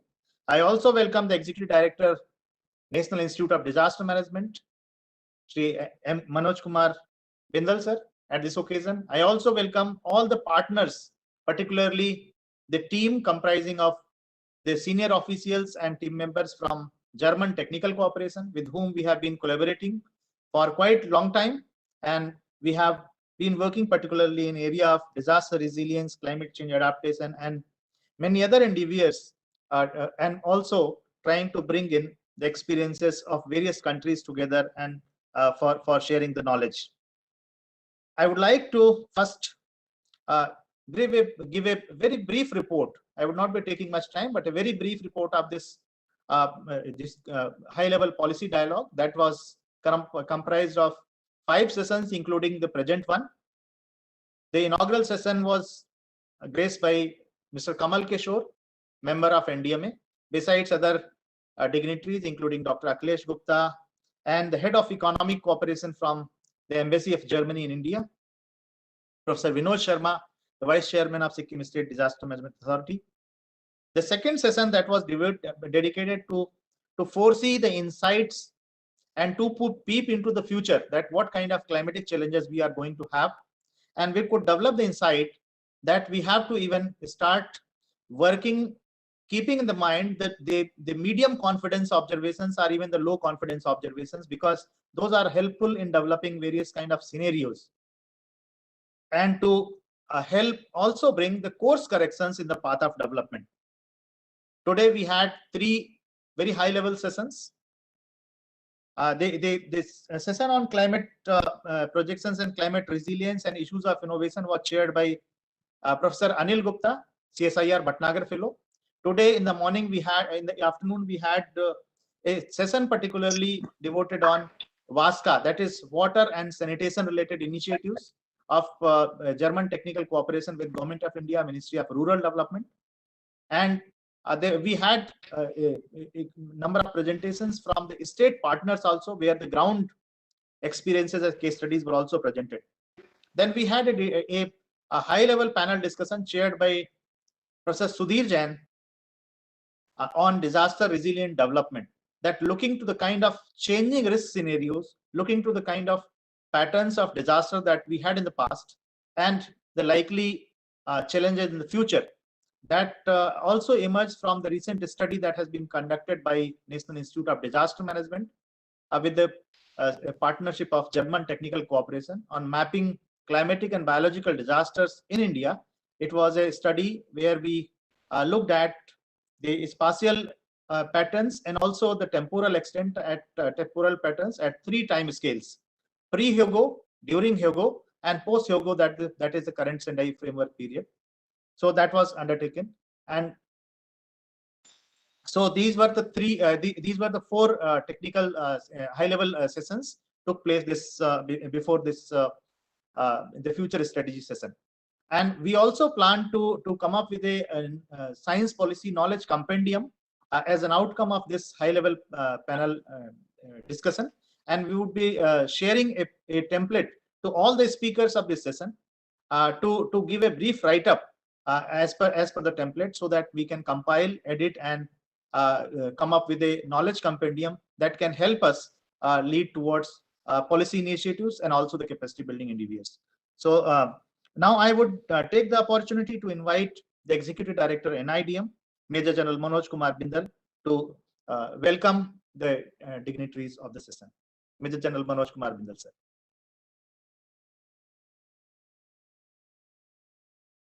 Thank you, Professor Gupta. I hope I'm audible. Hello. Yes, sir. Yes, sir. Okay. Okay. So first of all, good evening to all the dignitaries of the panel and all the participants who are present. I welcome everyone. And we are aware that this high-level policy dialogue on localizing climate resilience agenda 2050 and 2100 visions was a very urgent and a needful topic to deliberate upon, especially after the release of the IPCC 6th assessment report. Project Caprice, which is undertaken by NIDM, under whose aegis this program has been conducted, with support of the DST, Department of Science and Technology, that is Dr. Akhilesh Gupta. It is envisaged that under the knowledge mission, National Knowledge Mission on Climate Change, and primarily which aims to develop capacity in terms of science, technology, policy, and planning interface. Many important publications and knowledge projects have come out and will come out in future, and large number of government policies will be using these documents to shape the future of the country. This conference has also turned out to be very relevant in providing a platform for SNG policy and application strategies in climate resilience and adaptation regime with a vision of promoting the 2100 agenda for localizing climate resilience. We had some very interesting points coming out in the past 2 days that will help in providing vital pathways and entry points for futuristic climate resilience adaptation and DRR strategies for national and local development programs and schemes under various sectors and at different levels. Two important issues which came out loud and clear was that small interventions, localized interventions are equally applicable as large-scale interventions, which means that no amount of work done to combat the climate change goes waste. Be it a school child planting a sapling, which maybe after 70, 80 years will become a big tree, or a community level going in for a rainwater harvesting pit or a pond that they make on their own, or a state level intervention of a large scale nature-based solution development plan. So at every level, whatever action we take, whatever localized action anyone takes will help in combating the climate change and it will also help in the producing the required resilience of the climate. Second issue, which also was very loud and clear, that research, innovations is the key for a sustainable climate change policy. Because the way the climate is changing, the way the products are changing, it is very important that we have to stay ahead of the curve. We have to stay ahead of the curve by foreseeing, forecasting, extrapolating, and come out with solutions so that the deterioration can be stopped. Today, our challenge is to stop the deterioration and accelerate the rejuvenation of the environment, which has already taken a beating. So for that, research, innovation, no matter what amount we do is less. So there's a need to invest very, very heavily on such things so that time-tested formulas are brought out. However, any research or innovation that we plan to implement, the time period that should be looked at should not be less than 10 years, because that is the minimum time required for any nature-based research to show some result, 10%, 20% of the result. The longer the time period, the better the product will be. So with these two points which I wanted to give out, I will also conclude that the conference had participation from India and many other countries, and the VASCA session that took place today had representation from the states and districts who talked about water and sanitation work done by them. And in the last session, we had so many sessions, including the waste management, which is a very, very important factor. The 3 R's that we talk about: recover, recycle, and reuse. That is a reality which we have to understand today. So finally, I would like to congratulate all members of the organizing team in NIDM, DST, and GIZ for making this a successful event. And I welcome all the panelists who have come for the valedictory session. Dr.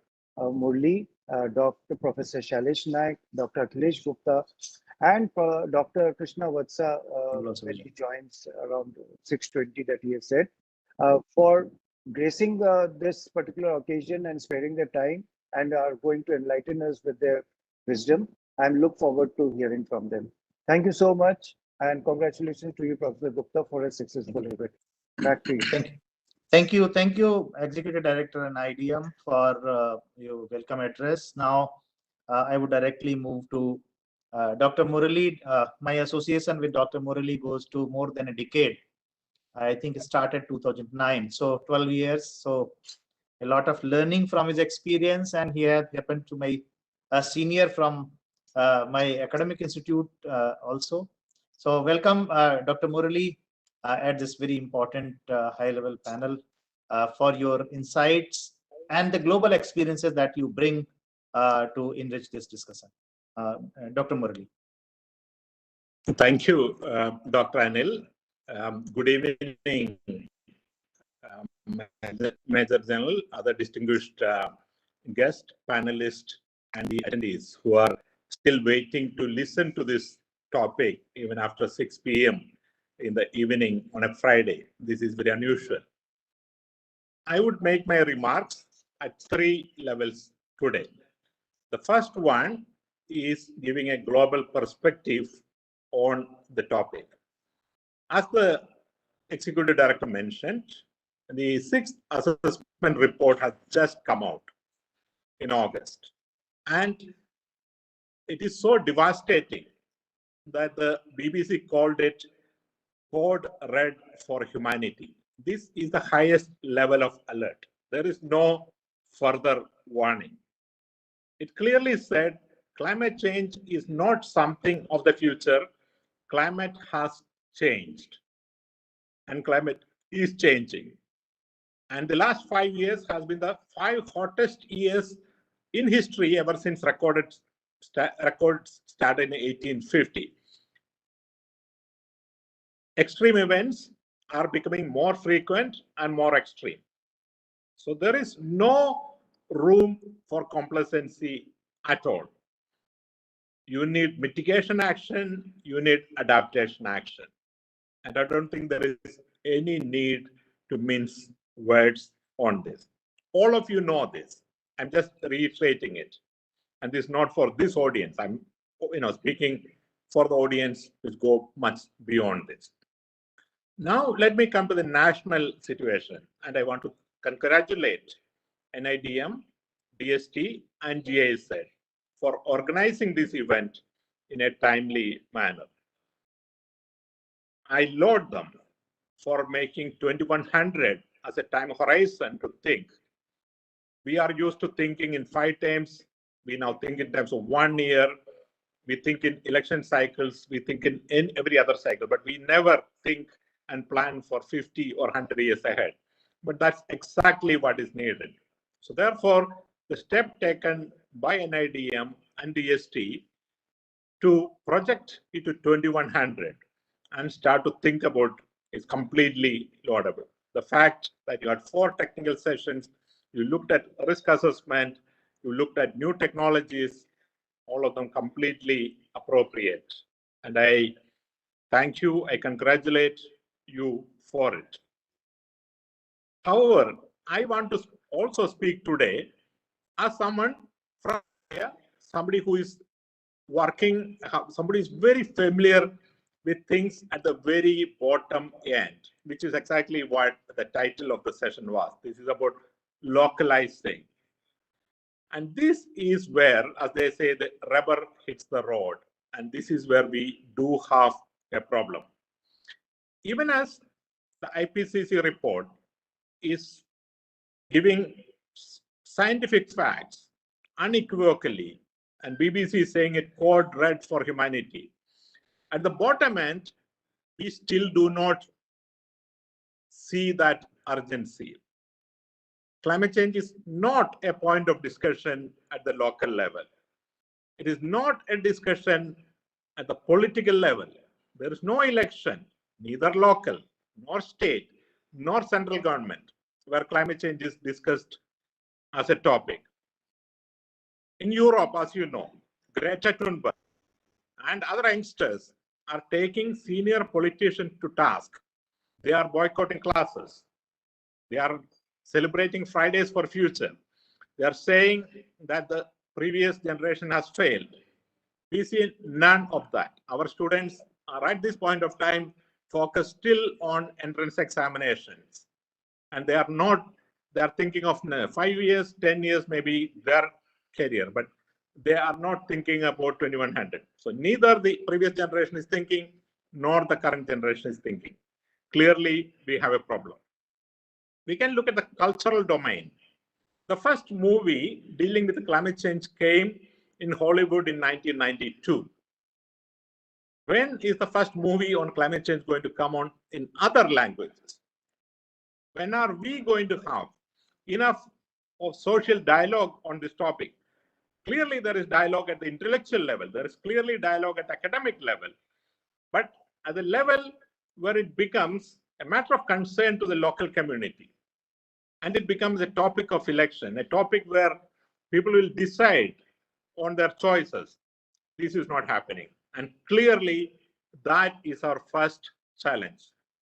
COVID has taught us that we do not need international agreements for people to make changes or countries to make changes.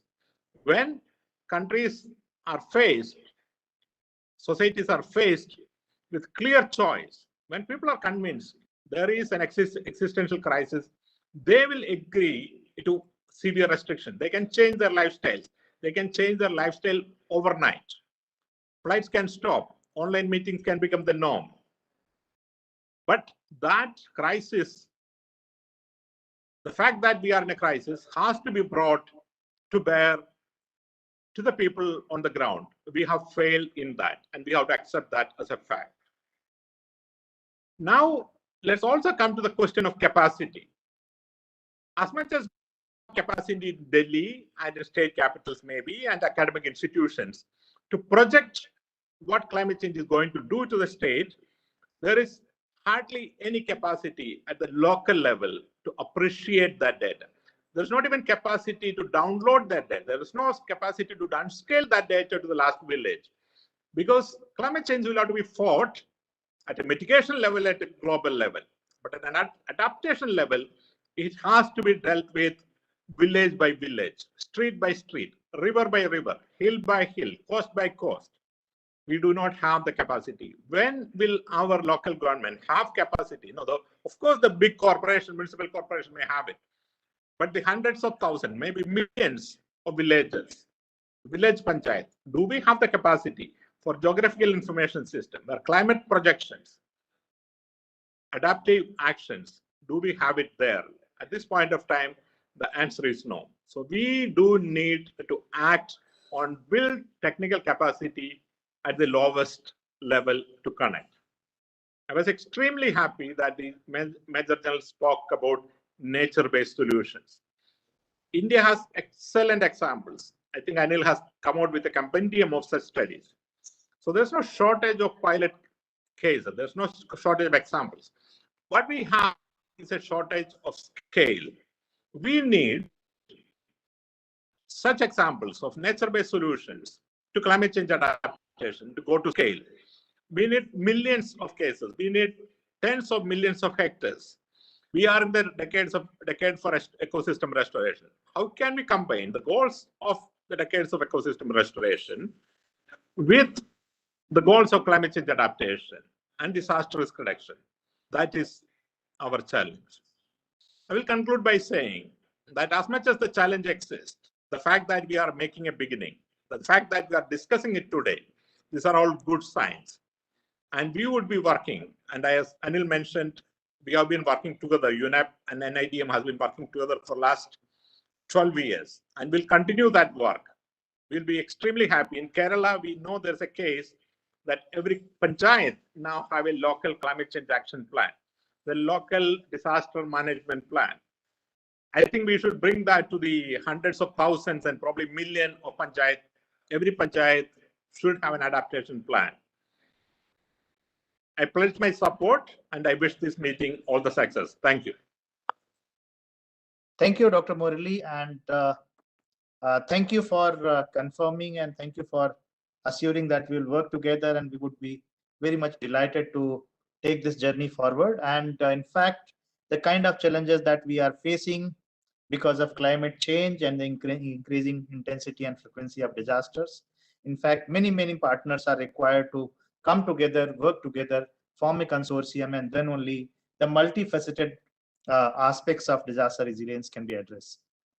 Now, I would move to Dr. Akhilesh Gupta, Senior Advisor of Department of Science and Technology, Government of India, for his address, and with request to him to provide a guidelines for us to move ahead as if taking the follow-up actions of this high-level policy dialogues, and otherwise also the endeavor that we are into. Over to you, Dr. Gupta, sir. Thank you, Dr. Gupta. The chairman, Dr. Sailesh Nayak, Dr. Murali, Major General Bindal, all the distinguished participants, Dr. Anil Utta, the organizer and his team. Well, I was in the the inaugural session yesterday, and I had spoken there, so I would not like to repeat what I have said there.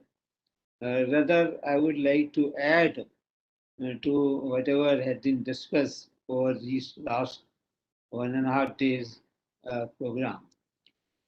I think India is now faced with two major dichotomies. And this is interesting in the context of climate change and extreme events that are going to impact us. Now, these two dichotomy, the first one is mitigation versus development. So, India is a country where the Human Development Index is, say, somewhere 0.65 or so, and we need to reach to 1 to come, comparable to the Western world. They have reached to the highest level of development. We are yet to reach there. There are some major impediments that, for example, as I mentioned earlier, poverty and population are the two barriers towards making India fully, literacy rates to become close to 100%, and also the medical, that is health services to reach to every population. But that being the case, when you are at somewhere in the middle of the development path and you reach to the highest path, you cannot have stringent measures for mitigation, because that mitigation requires energy, cutting of energy, the production and the energy use. So this is one dichotomy India is facing. The second dichotomy is adaptation versus development. When you want to do adaptation and development are, they go together. So if you want to include the adaptation, then you must have better development, because that will increase the adaptive capacity. So if you link these two dichotomy, you will realize that India would need development, high economic growth, which will increase its adaptive capacity. But at the same time, India needs to undertake mitigation. This is the kind of, so we are at the cusp of all these three: development, mitigation, and adaptation. And this is what is the challenge that India is going to face in the future and right now. So how do we do best adaptation and best mitigation with keeping sustainability and keeping the high economic growth? That is the thing. And despite all this, India, in fact, despite doing best mitigation and best adaptation, India continues to be the worst sufferer of the climate change and is likely to be so in future. Now, the fourth IPCC report that came in 2008, 2007, actually had, made major impact on India's climate action plans. And that is how the National Action Plan on Climate Change came in with 8 national missions. Now we have added 2 more missions, so there are 10 missions now. Along with, I agree with Dr. Murali when he was saying that do we have action plan at the local level? I would tell you that states have done very well. right now, in fact, almost every state in the country has a state action plan. In fact, they already had the first action plan. The second action plan is going to come up.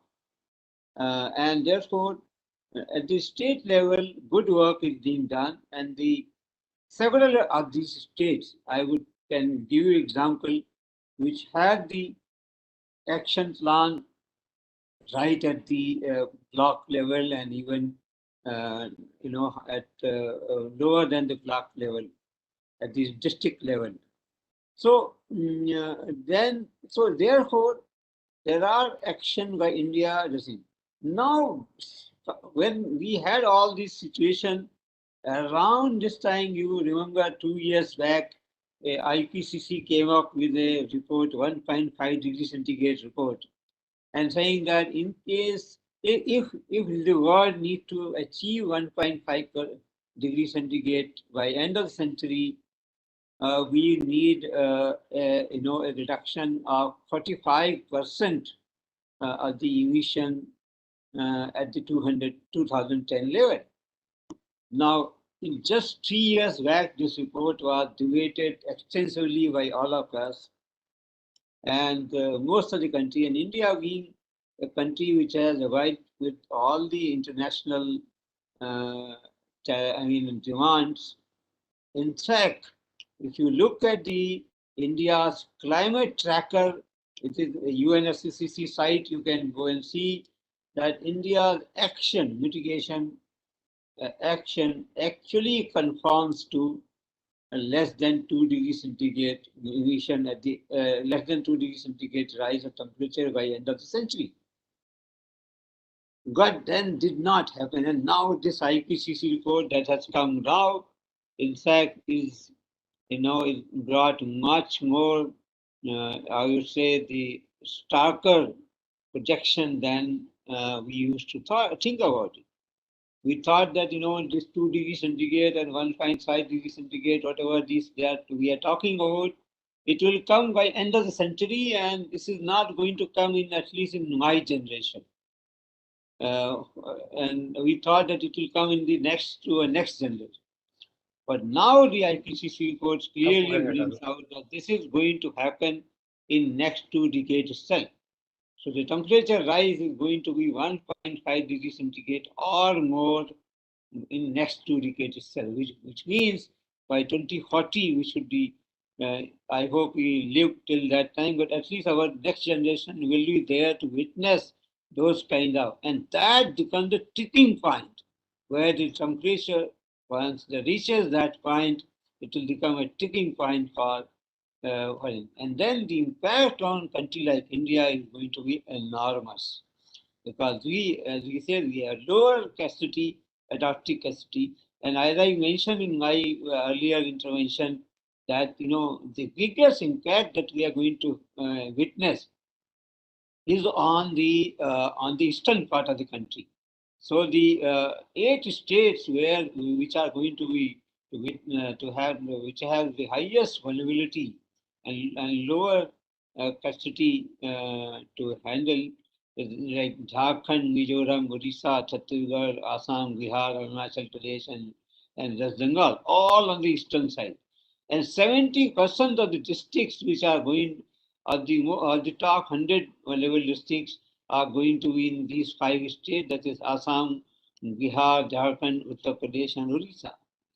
That shows that we need to have a clear plan of action to handle and to address the climate change in some of the local level, say states like Eastern Pakistan, and within those states, as I said, the 72% of the districts out of the top 100 districts need to be identified, and action need to be initiated there with the help of local administration and the state government. I think these are the challenges that we are going to face. I think in the backdrop of this discussion, the proposed science policy compendium could be very useful. We could then work out the science and technology innovation policy on DRR and the other issues which need to be initiated at the local and regional level. I think this compendium can be very useful for the state government to start working on the adaptive plan. DST recent report on the district and sub-district wise vulnerability assessment will be very useful. And as I said, we are very shortly going to start this work, which will be completed in next another 6 months to 8 months. Is going that is developing a climate risk atlas. That is the risk that is a function of hazard, exposure, and vulnerability put together for every district of the country. That will actually be helpful in formulating and integrating with the proposed science policy. Thank you very much. Thank you, sir. Thank you, and very important insights. In fact, you summarize the key points not only from this policy dialogue, but almost past few years of endeavors in area of climate resilience and climate mitigation put together.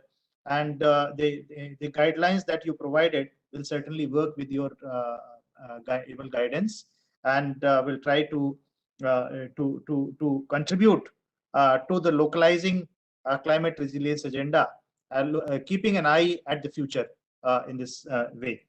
We are very happy, and we take this pride of welcoming Dr. Krishna Vatsa, Honorable Member NDMA. As I told earlier, he was in a meeting with Niti Aayog, and now he's here. So welcome you, sir.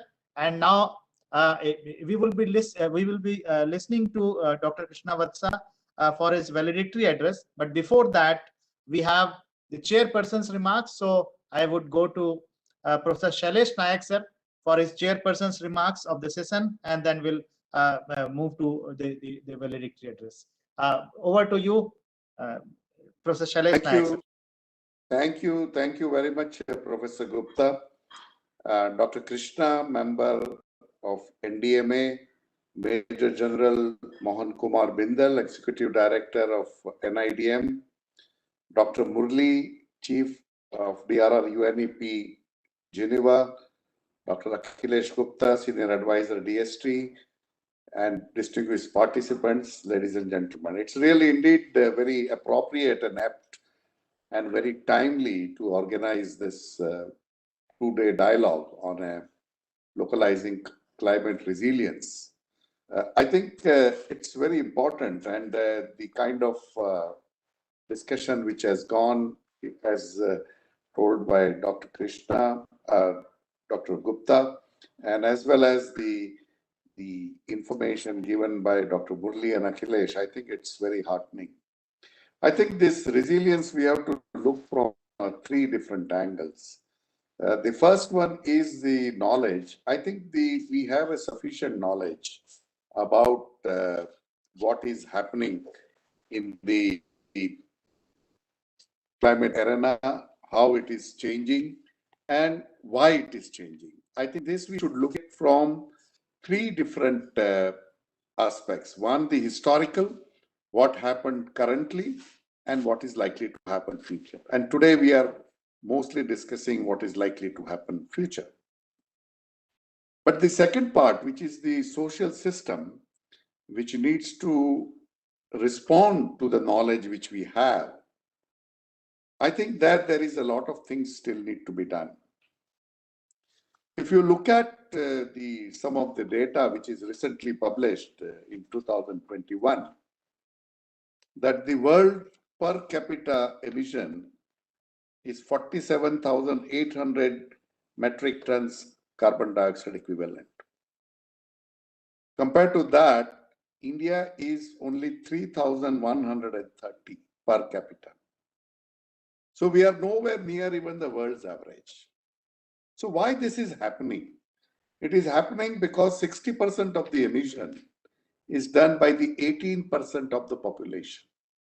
I think this social inequity which is coming, and that is reflected into the development, as Akhilesh has very nicely articulated. So I think the both has to go hand in hand, the development part as well as the emission part. I would like to give you some more information. If you put all this together as a carbon debit or a credit, India has a credit of 192 tons carbon dioxide equivalent compared to USA minus 342. So there is a vast inequality in this also. We also need to see whatever the past agreement done. If you see the Kyoto Protocol, or even if you see the Paris Agreement, what is the status of the all countries, how they have fared? If you see USA critically insufficient, Europe insufficient, India 2-degree compatible. So as outlined by Akhilesh very detailed, whatever action has to be taken has been taken by India at all levels. The problem is though the film has been made in USA, though the protest has been going in Europe, their social system has not responded to what they are supposed to do. And that is where the problem is. So I think this social system has to change. And the governance system, when you want this a global problem, the problem has to be solved at the global level. Though individual nation has to do whatever needs to be done, and India has dramatically shifted from a fossil fuel to the renewable. Their all targets are being met. The Prime Minister has promised that by 2030 we will have 400 gigawatts renewable energy. So we are moving towards that, but there would be a transition from fossil fuel based economy to the renewable based economy. And this transition period, I think it is very critical. And this is what I think we need to do. And the last thing which is required to be done is also the behavioral changes. We all, entire global population has to change the way we have been behaving.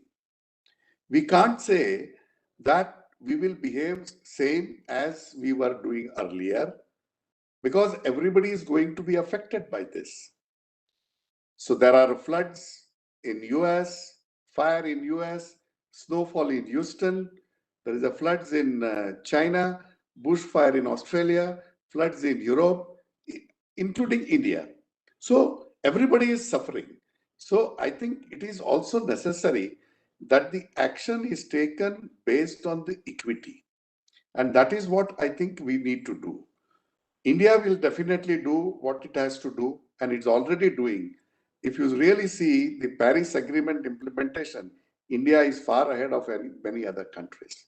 So, but that doesn't mean that we did not do anything. I think we will need what Dr. Murli said. We need to energize the village, block, district, everybody, and everybody has to come together. I think this is what the message we should take from this 2 days dialogue. So I'm extremely grateful for the opportunity which is given to me, and very happy to listen to Dr. Krishna for his valedictory address. Thank you very much. Thank you, Professor Nayak sir, for your guiding words and bringing very important context for looking forward, because it is also important that when we look forward, we should not forget what is the reality on the ground. So very important aspects, and we had the opportunity to interact with you in the past also while you were heading the Ministry of Earth Sciences. I recall our past meetings also. So, and you are always helpful to our endeavors. Thank you so much, sir. Thank you so much for your guiding lines.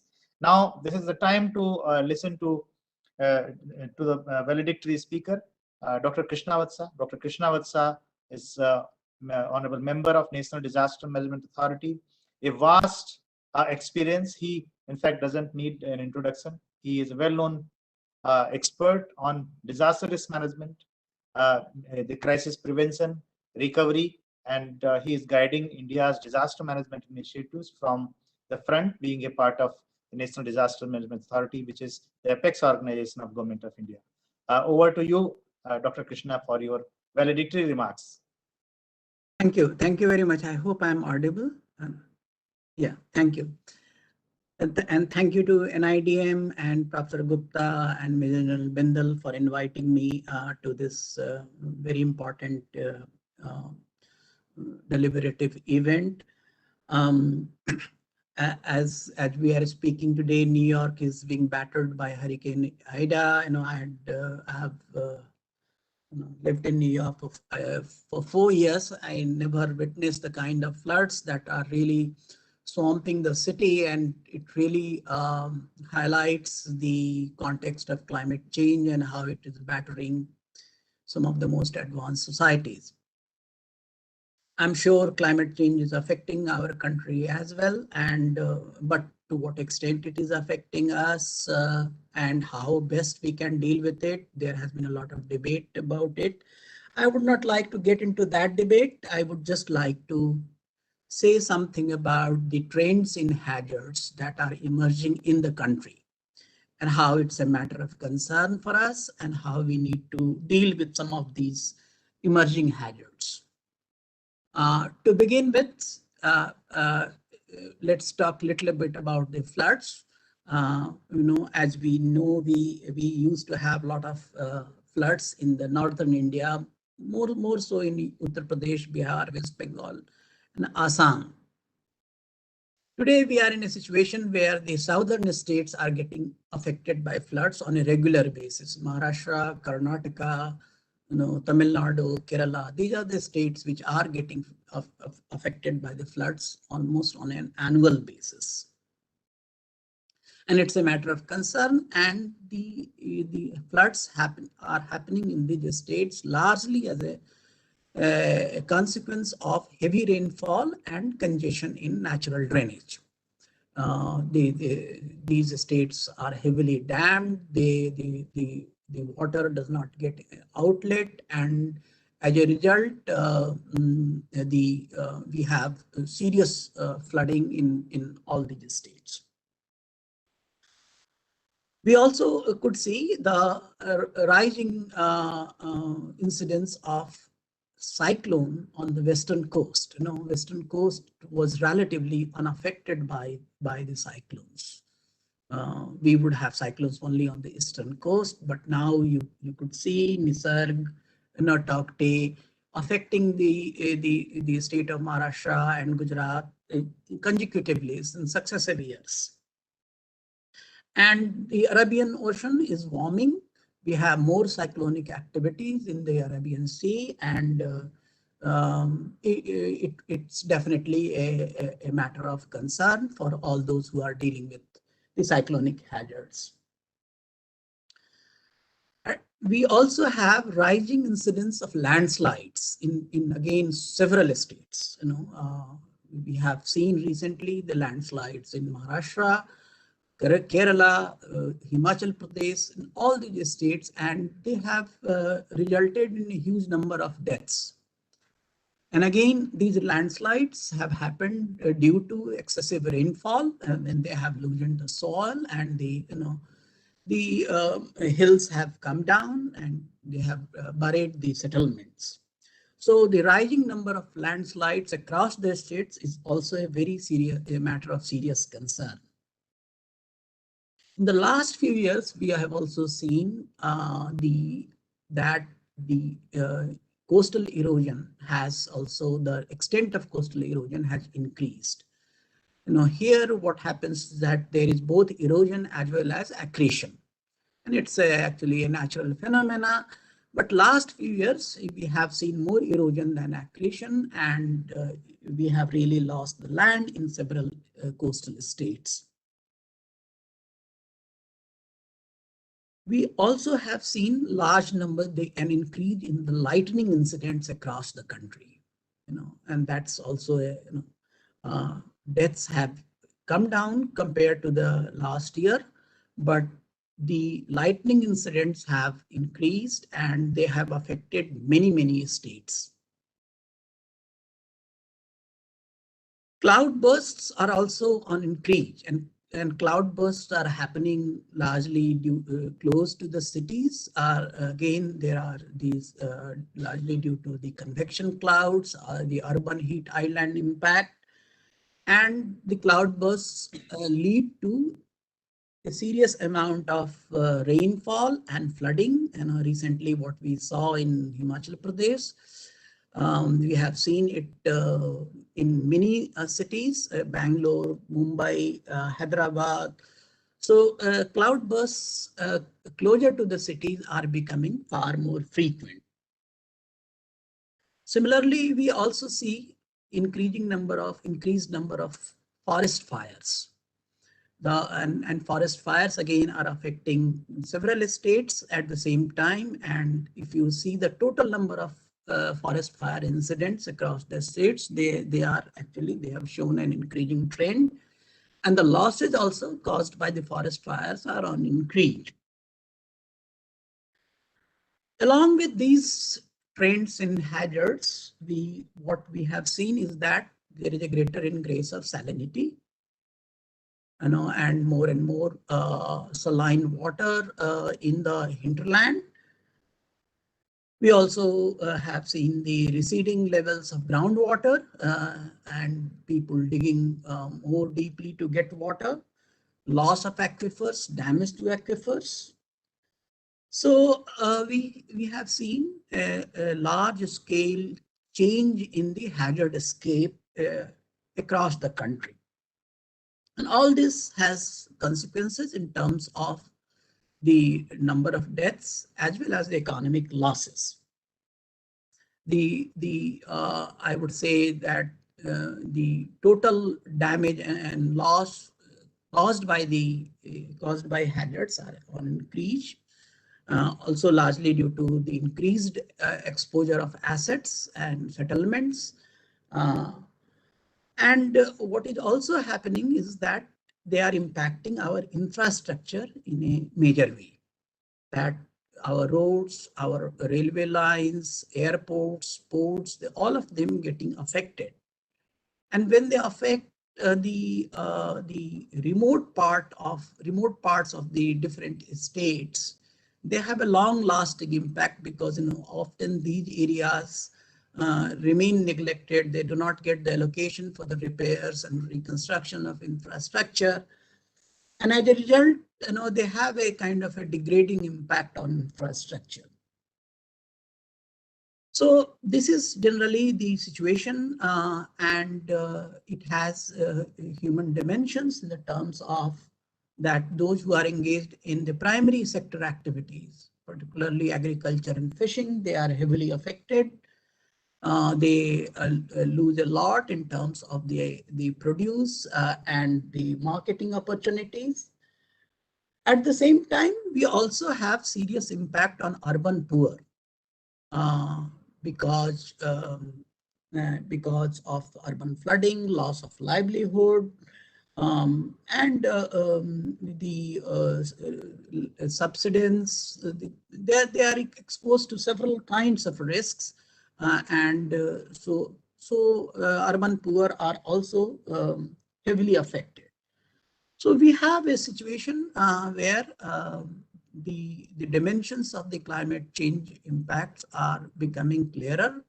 New risks are emerging along with the existing old risks. And these risks are actually spread across the country, and it's becoming a little difficult to deal with all these different kinds of risks at the programmatic level. What are the lessons that actually that emerge for us? How can we deal with some of these things? Of course, there is a huge debate around how to deal with the climate change, whether we should follow the mitigation route or the adaptation route, which is more effective. What is more important, say, for the point of view of those who are dealing with disaster risk reduction? I would like to say a little more about that.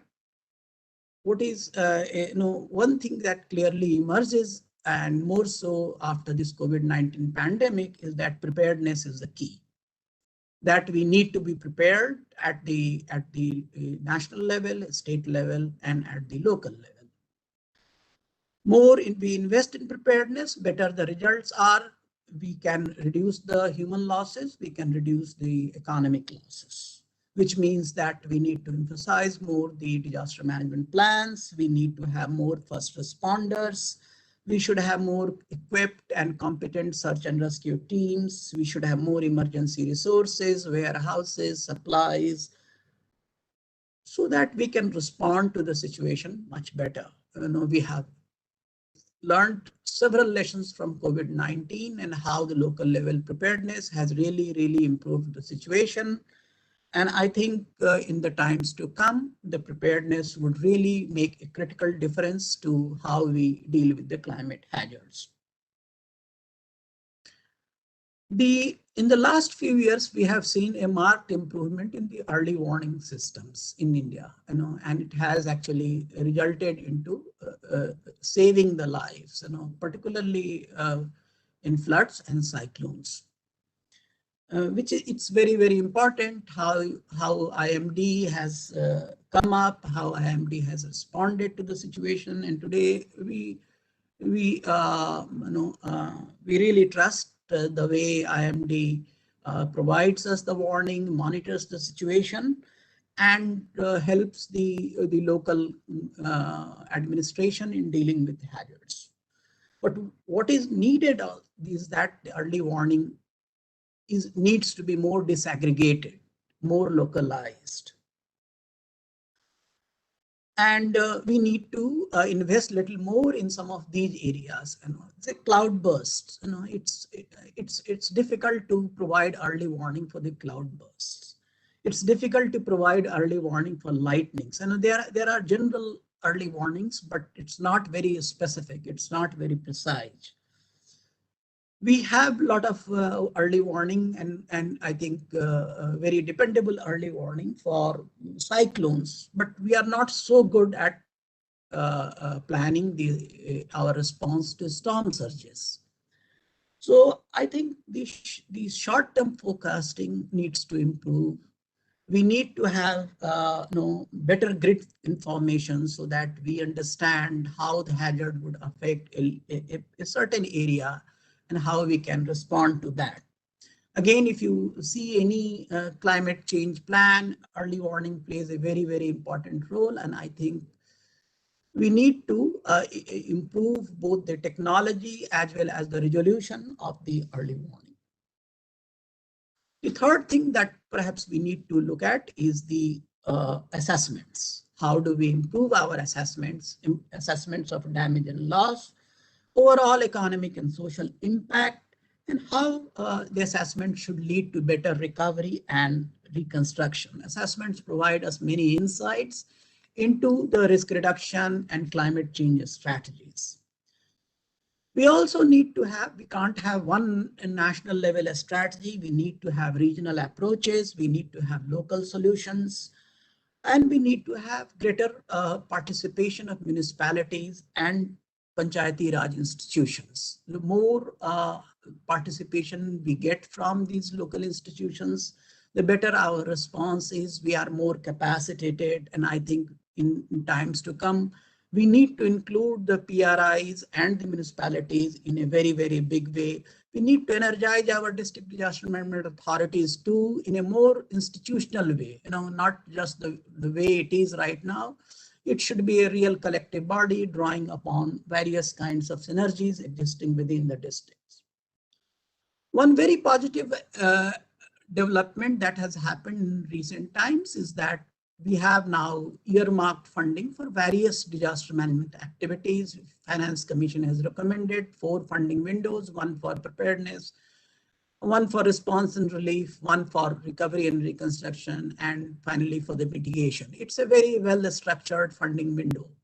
But what is also very important that these funds are devolved to the local level, that these funds are available to the district administration, that we should be able to leverage these funds for more mobilization of climate funding across the country.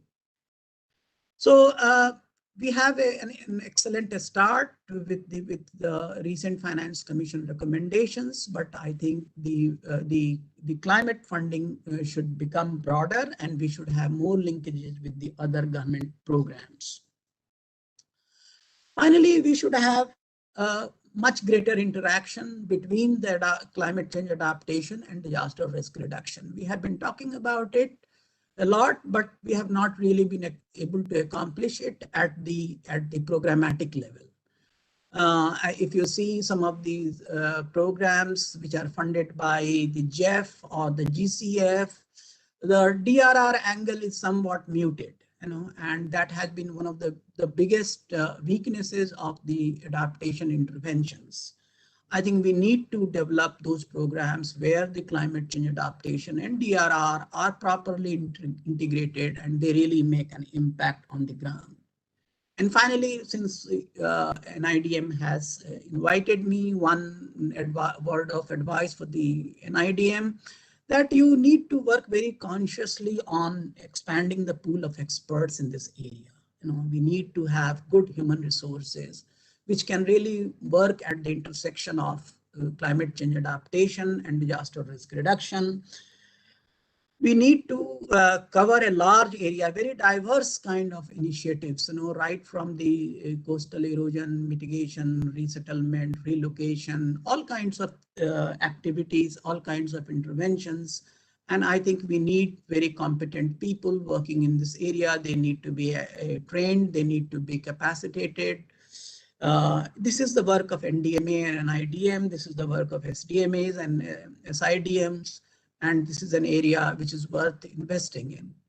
So this is all that I would like to say in terms of the changing trends in hazards and the kind of action plan that we need to develop. We are working in this direction, but I think we need much greater synergy in terms of making an impact on the ground. So thank you very much, and so good of you to have given me this opportunity to share my thoughts. Thank you. Thank you, Dr. Krishna Vatsa, for your valedictory address, which brought in a range of important issues. In fact, we find a lot of synergy in the outcomes of the discussion that held during the previous high-level panel rounds also. And we find that there is a strong validation of the thought that the change can be brought only by making the more effective local interventions, also the human resource and capacity building related interventions, and in a way that we can bring in more synergistic approach to integration of disaster risk reduction, climate change adaptation, and mitigation. Thank you so much. We will certainly look at each and every point that you have mentioned, and that will be very, very helpful in developing our follow-up strategy. This is the time for us to extend the sincere vote of thanks on behalf of the organizing team, comprising of the entire range of members from National Institute of Disaster Management, German Technical Cooperation, Department of Science and Technology, IUCN, and other partners who have worked hard for almost past 3 weeks to plan and make this endeavor success. We are very thankful to the guidance that we received from Dr. Akhilesh Gupta, to all the endeavors under this particular project also, which is supported by Department of Science and Technology, CAPRES, but otherwise also, since I joined NIDM in 2006, he has been guiding, he has been supporting like anything to our endeavors at all the levels, academic, administrative, scientific, and all sides. So thank you so much for being a guiding force for entire team, sir, not only me, but for the entire team. Major General Manoj Kumar Bindal, who is the leader of the house and at NIDM, and he has provided, now we have a new campus. So you can see that most of the members is still sitting in the campus. So you will feel very happy that at 7:15 p.m. People sitting in an NIDM campus in Rohini. This campus has become alive. This campus is really working, and the kind of insights and support that you provide to all of us. Thank you so much. Dr. Murali Tumarkudi, as I mentioned, that the day we started the concept of ecosystem approach to DRR, it was the year of 2009 in the UN campus in Bonn. We have been working together, and we developed various programs. We piloted at international level. So thank you so much, Dr. Murali, and your entire team of UNEP for supporting the NIDM and the endeavors of climate resilience in the country. Special thanks to Professor Shailesh Nayak. Professor Shailesh Nayak has always been very, very supportive to all our endeavors, be it the lecture series, be it the endeavors when he was heading the Ministry of Earth Sciences. That time also you always supported, and now also you are supporting to our endeavors, and your the words of insight that you provided certainly will take care of those and will integrate into the follow-up strategy. Dr. Krishna Vatsa, even when he was not with NDMA, before that also he was with BCPR. He is known to us since his relief commissioner days. The Latur earthquake, which was one of the devastating earthquakes. So his experience of handling disasters is a very, very long history of his experience.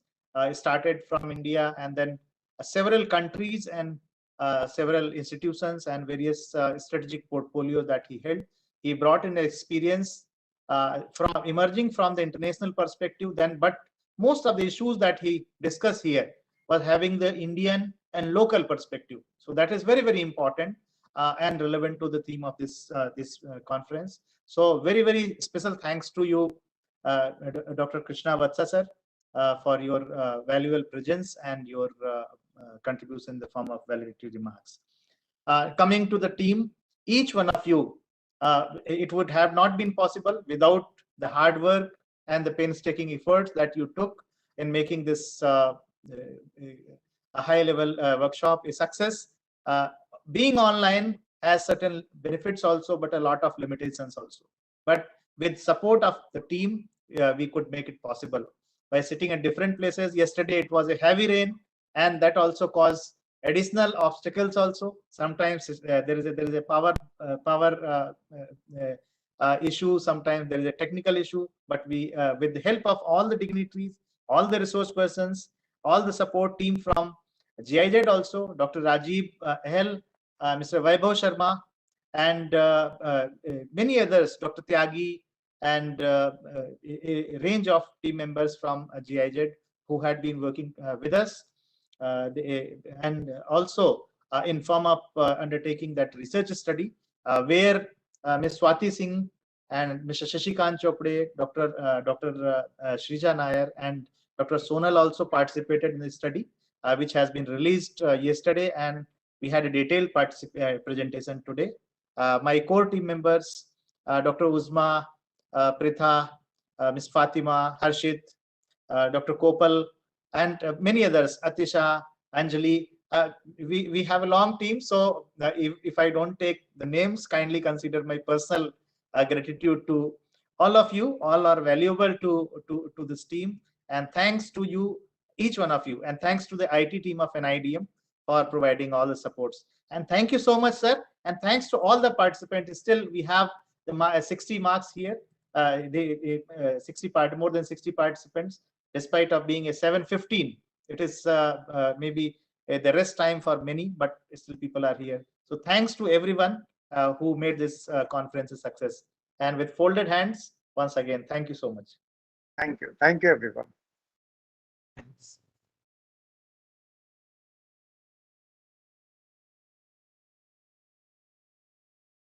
आ जाइए बंद करके अब.